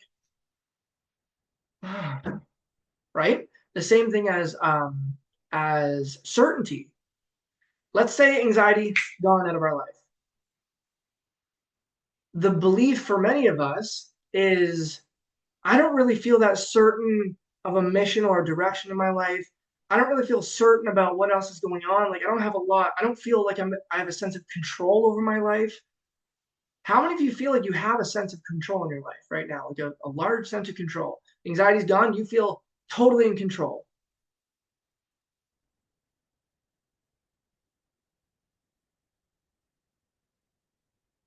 And this is why I'm bringing these up. When our brain associates, okay, I'm not feeling that certain and in control of my life. I'm not feeling a massive sense of variety or excitement or fun kind of thing in my life. I'm not feeling all that significant and important and special, purposeful. I'm not feeling what I've noticed with most of us. I'm not going to get into this right now because Lord only knows the fucking time would pass us all.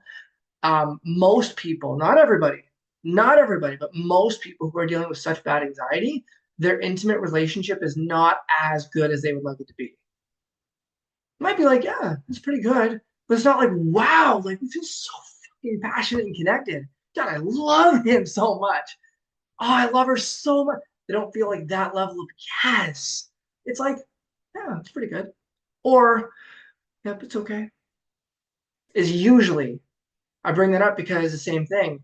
We feel a sense of connection to those who care about us, or we try to care for ourselves when we feel anxious, but we don't have that level of depth and connection in other areas. So I bring these 6 needs up to say, if we don't find better ways to meet these needs higher than panic and anxiety, and then on the flip side, depression or anger, like we talked about, if we don't find better ways to meet our needs in higher ways than our brain is currently providing with anxiety and panic, the addiction will stay with anxiety. So my pattern of physiology, my focus, and my language all the time in high school was anger and frustration all the time. And you can see what I'm doing in my body when I'm focusing on my language. The shit isn't fair to be frustrated all the time. I was addicted to it because for some reason it's the cool thing to do in high school. I don't know why, but teenage boys do that. But when I learned better ways, my business, my wife, and all these cool missions and these things that I do, right, I met the needs higher, frustration came right down. So when I taught you about your body, your focus, and your language to change how you feel from, say, anxious to every one of you felt in control and powerful and all that for a moment, ready to take on the world, one of you said. That is how you change how you feel. But until we meet these needs in different ways higher than anxiety, we're going to go back to panic and anxiety unconsciously. How many of you have at some point in this whole workshop had, and I will get to the strategies, so stay with me, but how many of you had like a, oh shit, aha? How many of you have had an aha moment somewhere in this entire thing so far? If you want to, you can tell me what it is, but at least just say yes or no if you've had some sort of that just clicked during this whole thing. Light bulb, nice. I can't be myself anymore, so I can't connect to it. I understand that. Joe, if you are Monica's husband, can you also just say yes, by the way? I'm not going to highlight who you guys are and all that. I just because it'll give me context to your answers. Okay, cool. That makes sense. Right. So in order to get out of this, we need to break the pattern. So in order to do that, I'm going to give you the top 4, so to speak, strategies that I use with my clients to break the pattern. Now, before I do that, though, I know that some of you are going to want to work with me directly or in the group or in some other way, shape, or form. If you want to do that, of course, I'm going to extend the offer. If you want to click the link in the chat box, I just put my call there. We can hop on a free call and discuss like what it is specifically you're going through, what your breakthroughs were here, and I'll see if or how I can help you. I'll give you a second to do that. But for those of you who are still on here or when you book after or whatever it might be, I would love to know just before we go into those core 4 strategies, what was your biggest insight for you on this whole call? Was it something about how we use our body or how you used what you're focusing on or realizing that you focus on what's out of your control and that there's another option? Was it the language and the tone? Was it one of the needs or all of them? Was it just realizing that you had control? What was your big like that? I would love to know. I would love to hear it in the chat. And like I said, if you want to see if I can help you, I would love to have that conversation with you. Click that link there.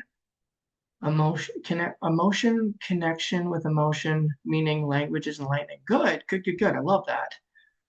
The tone was huge. I am Eeyore from Winnie the Pooh.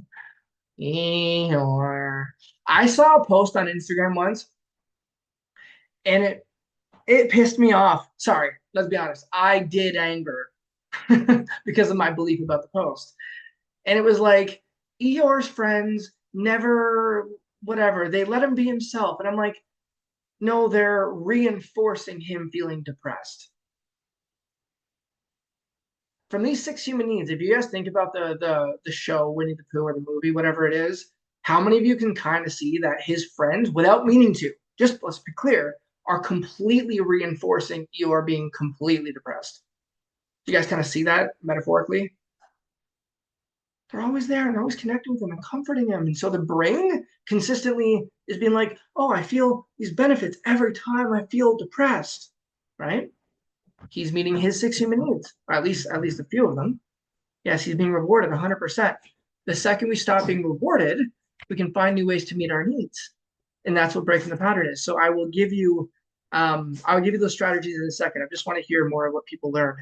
So please stay on the call. We'll get that and we'll get off. The needs are very interesting to me, and I can see the connection to my emotions. I love that. Um, Danielle, anxiety lives physically on my chest, and connection to emotion does not help me with what I can work on. Why am I not understanding the comment? Anxiety physically lives physically on my chest, and connecting motion to emotion does help me with that. With what I can work on. Wow, maybe I'm just tired. I apologize because that's making sense now. I'm like, I read that six times.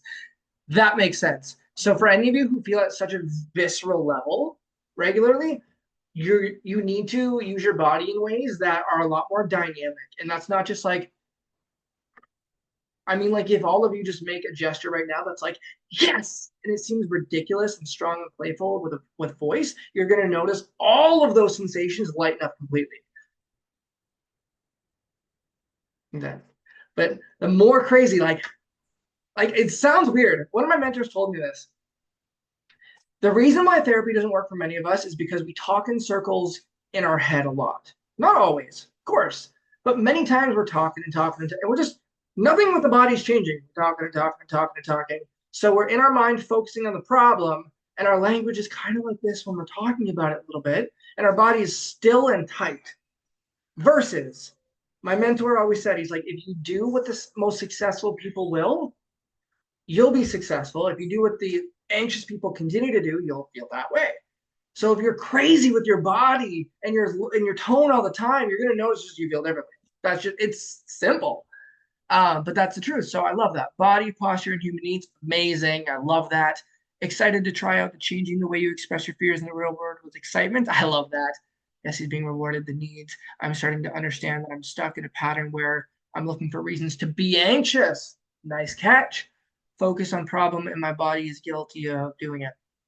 You guys have done incredible. So, why can't I click this? If you haven't seen it yet, again, there is the link to schedule that call with me if you'd like to. Now, what we're going to do is we're going to talk about the core 4 strategies. And what I'm going to do is I am going to ask you a question. I'm going to say, hey, if you relate to this, here's the strategy that you're going to want to use the most. If this is more yours, I'm going to tailor it, which is why I told you guys all to stay. Because I need, well, technically you can just acknowledge it. Oh, that's me. You don't have to say anything. But I'm going to explain what these work best for and who they work best for in what situations so you know which one. All right? What was that comment? There still seems to be so many components to do here. Get invested in greater needs. Be mindful of toning, group posture, and inner self-talk. How have some of the people that have a session and have their issues all resolved so instantly, like the example given in the beginning? Was it just an aha moment? Oh, okay. That's a really good question. I'm going to answer this and go to those strategies because I'm sure many of you are curious. There's a difference between me doing it to you, for example, and then me guiding you through you doing it for yourself. Before I go further, does that kind of make sense? Right? So like I was going to use a personal training example, but I guess no one can actually lift weights for you. But imagine if they could, right? And you still got the muscle. It's the difference between them lifting it for you and you getting muscle, and then saying like, come on, good, a bit more, bit more, bit more. Oh, change your posture like this. Okay, now go. There's the coaching through you doing it, and then there's me doing the conditioning to you. That's why they would change like this versus doing it on their own. Now, I will say, here's the one thing though.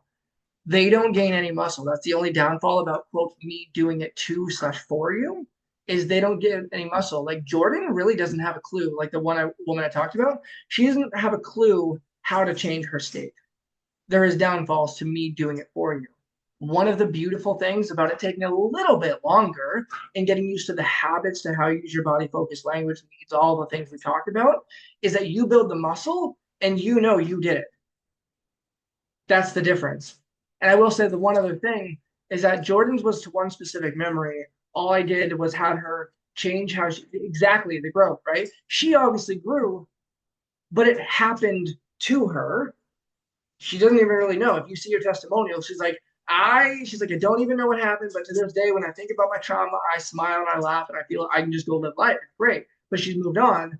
The difference here is you guys will know exactly what you've done because you did it.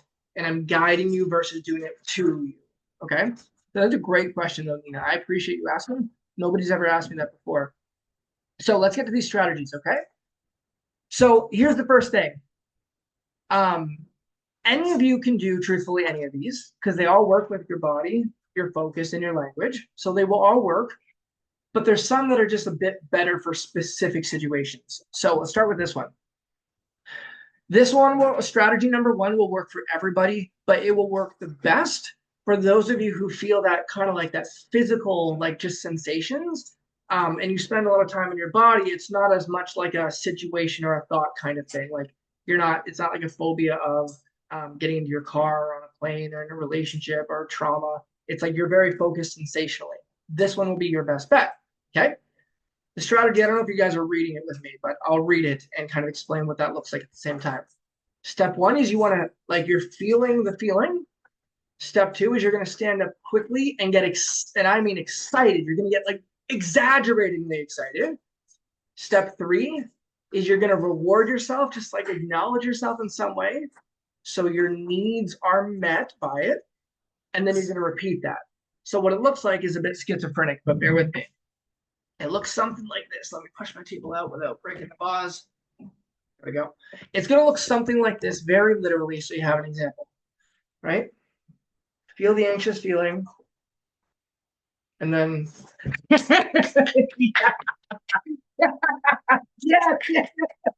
Exaggerate it. And when you're up there, it's kind of like, notice how you feel and acknowledge yourself. The acknowledging yourself part is massive because that's where the reward is and your brain will move towards it. You do that again and again and again and again and again. It won't take long before you notice you start to automatically go in that direction. Okay? That's best for that person. Strategy two is, I'm going to be honest with you guys. Strategy two can be best for when you are a pain in the ass and you know better than the person helping you. I was not going to say it that way. Come on, some of us can be that way. Like they say doctors are the worst patients. Those of us who know psychology left, right, and center, and like, of course we know this and all, it's maybe best for you. But it's also just best for the person who, say, went through all this training and they're like, no, I think I get it, but I'm having a hard time understanding, like, okay, the body and the focus and what, like, I don't understand, like, how do I put this together? If you're just having a hard time with it too, this will also be helpful, just so you know. Because I know half of you are probably like, I'm not picking this because I'm not a know-it-all. It's fine. If you have a hard time with this, this one's for you. You want to pick a set time for twice a day. It could be 10 a.m. and 8 p.m., just any 2 times per day. And you're going to do what I'm going to explain for 10 minutes in each one of those times. Okay? What you're going to do is during that time, so let's say you pick 10 a.m. and 6 p.m. 10 a.m., you're going to sit down in a spot that you rarely sit in your house. You're going to make yourself more anxious than you've ever been in your life. So you're going to focus on what you focus on. You're just going to get there as anxious as you can. If you get to a 7, try to bring that shit to a 14. There's no danger in this. I guarantee you that. Done it enough times. There's no danger. It sounds scary. It's not. more anxious than you've ever been in your life, and you do that for 10 straight minutes at 10 a.m., if that's the time you picked, and if 6 p.m. was the second time you picked, you're going to do that exact same thing again for 10 minutes, and then just move on with your day. But you're going to do that every day for 14 days. So pick 2 times a day, sit in that spot and get as anxious as you possibly can, double it, triple it, quadruple it, and then twice a day for 14 days. Like I said, that works best if you're a pain in the ass and you know editing. And also, if you're just not quite understanding how to put it all together, that'll work for you as well. I promise. Strategy 3 is if you have a supportive spouse, husband, friend, mom, someone of that nature who's kind of with you in the household pretty regularly. If you have that, this one's going to work best for you. Same thing as the other one, like same exact strategy as the other one. The difference is when you're making yourself as anxious as you can, they, your spouse, mom, child, whoever the person is, they're going to comfort you in the way that they typically would, or they're just going to be there for you in the way that they typically would. But then the same thing, 10 straight minutes, later that day, 10 straight minutes, 14 days in a row. You're going to break the pattern in your nervous system. And you're going to notice it's going to be very hard to keep getting back to feeling anxious. That's the point. Third strategy. Fourth strategy, this works best if you have a recurring thought or a flashback or a traumatic memory of some sort that it keeps, pardon my French, keeps fucking with you. And you're like, I hate this. This works best for you. This is where you want to feel really, really good. Okay, so you want to think of something that brings a lot of happiness, love, confidence to your life. Or you can literally just stand up in the way that we did it here, where you're like, yes, you're just feeling like really, really good. That can work too. So you're feeling really good, just strong. You're ready. That tone of voice, just yes, feeling good for the moment. And as you're there, then you're going to close your eyes. Okay. You're going to put that border around that thought in your mind. You're going to shrink it down quickly, blink it black and white, all while feeling really good and strong. And you're going to do that about 5 or 10 times, which sounds complicated, but you just repeat it again and again. What you're doing is you're moving it to a different hemisphere of your brain, shrinking it so the emotions are way reduced. And then when you blink it black and white, it completely just, it's like taking your fingers and putting it on the flame on the candle. There's no juice left in the moment, in the memory. You'll still remember it. You can still remember anything in your life, but you won't have that emotional association, and that's the whole point. So tell me in the comments, how many of you, based on who I said these are best for, how many of you, and I will answer these questions too, how many of you know the strategy that you're going to use? Or at least you think you do. You can just write them all down and use them all. That's fine too. Like nobody is going to get hurt by doing any of these. But how many of you know which one you're going to use? Tell me which one in the comments. Nina, great for sharing. You're so welcome. Joe, which is really Monica. Yes, probably go in the same spot. That's what I would do. And go into a spot that you rarely sit. The reason is because it's possible that you will anchor that emotion to that seat. It's just not going to do any damage, but it'd be weird to every time you see that spot, it reminds you of this directive, right? So it's helpful if you pick the same spot, but a spot that you rarely sit. Like I will sometimes have my clients, for example, like check this out, guys. Like sit there, like in the middle of their, in the corner behind a thing, like behind their door. Like you can make it weird and just strange, but that you rarely sit. Okay. I don't know if you meant to send this to me directly, but you did. So in case you're trying to get your privacy, the woman who asked, does this work for depression? All of these can work for depression, for sure. The one thing that I would say, not to do it on as much, the fourth strategy, number 4, that would be the best, but still not ideal, is if you're feeling depressed because you lost a loved one in your life. Again, there wouldn't be any harm done. It just wouldn't be like the most effective thing. This workshop wasn't for people who are feeling depressed necessarily, although that feeling can come with it. We were talking specifically about anxiety. If you're feeling very depressed, reach out to me again with the the call, the link there that I just put in there, and we can talk about very specific strategies that will work for that even better, especially if you've lost someone in your life, or if you don't feel any sense of direction. I need to give you other strategies for that. Is number 2 exposure therapy? Would you suggest to do this if driving is the trigger? You can. If it's driving, I would use the 4th one and the 1st one. And it is not number 2 is not exposure therapy. It's something that I call a paradoxical strategy.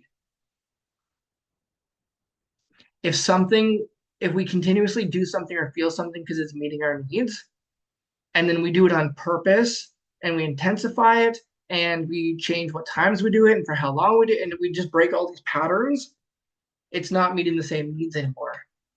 So it breaks that whole pattern. Which, by the way, guys, if you're gonna do whichever one you're gonna pick, commit to it. Even if you're like, it's not working, keep doing it, keep doing it. And if you're like, it worked, keep doing it for the prescribed time. You want to do it for that. Strategy 1, strategy 1, strategy 1, 2, 3, make myself anxious twice a day.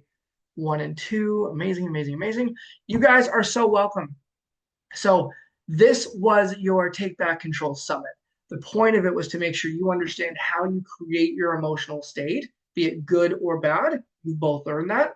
You've also learned the 6 human needs, the reason why you get rewarded for it. Now, some of you are already clients of mine. I love that. You just got extra boost, which is super exciting. For those of you who have not done this before, again, feel free to either schedule that call to see if I can help you, or just take this and rewatch it like crazy until you feel better. But either way, there's one message that I want to bring to you. It's this. Whatever you do, be it working with me, which I will absolutely guarantee that you get results. That's part of my whole offer. Or you work with a therapist or any modality that you choose. Remember, if you're going to feel better, there's something that's changing with what you're doing with your body, what you're thinking about and focusing on, your language, and how you're meeting these 6 needs. That's the whole game. So you're so welcome. Guys, it's probably late for many of you and all that good stuff. I also have a plane to catch at 3 or whatever a.m., so I'm going to hop off here. If you have any questions, or you didn't click the link to book with me and you want to, or you have questions about booking or whatever it might be, reach out to me through the DMs and I'll have that conversation with you. All right? I am going to send it to you all through your email, and it will also be in the training modules should you choose to sign up and enroll with me or whatever. It'll also be just in that access, which is a lot easier to access than trying to search through your email all the time. All right? You guys have an amazing day and or night, and we will chat with you real soon. Goodbye, guys.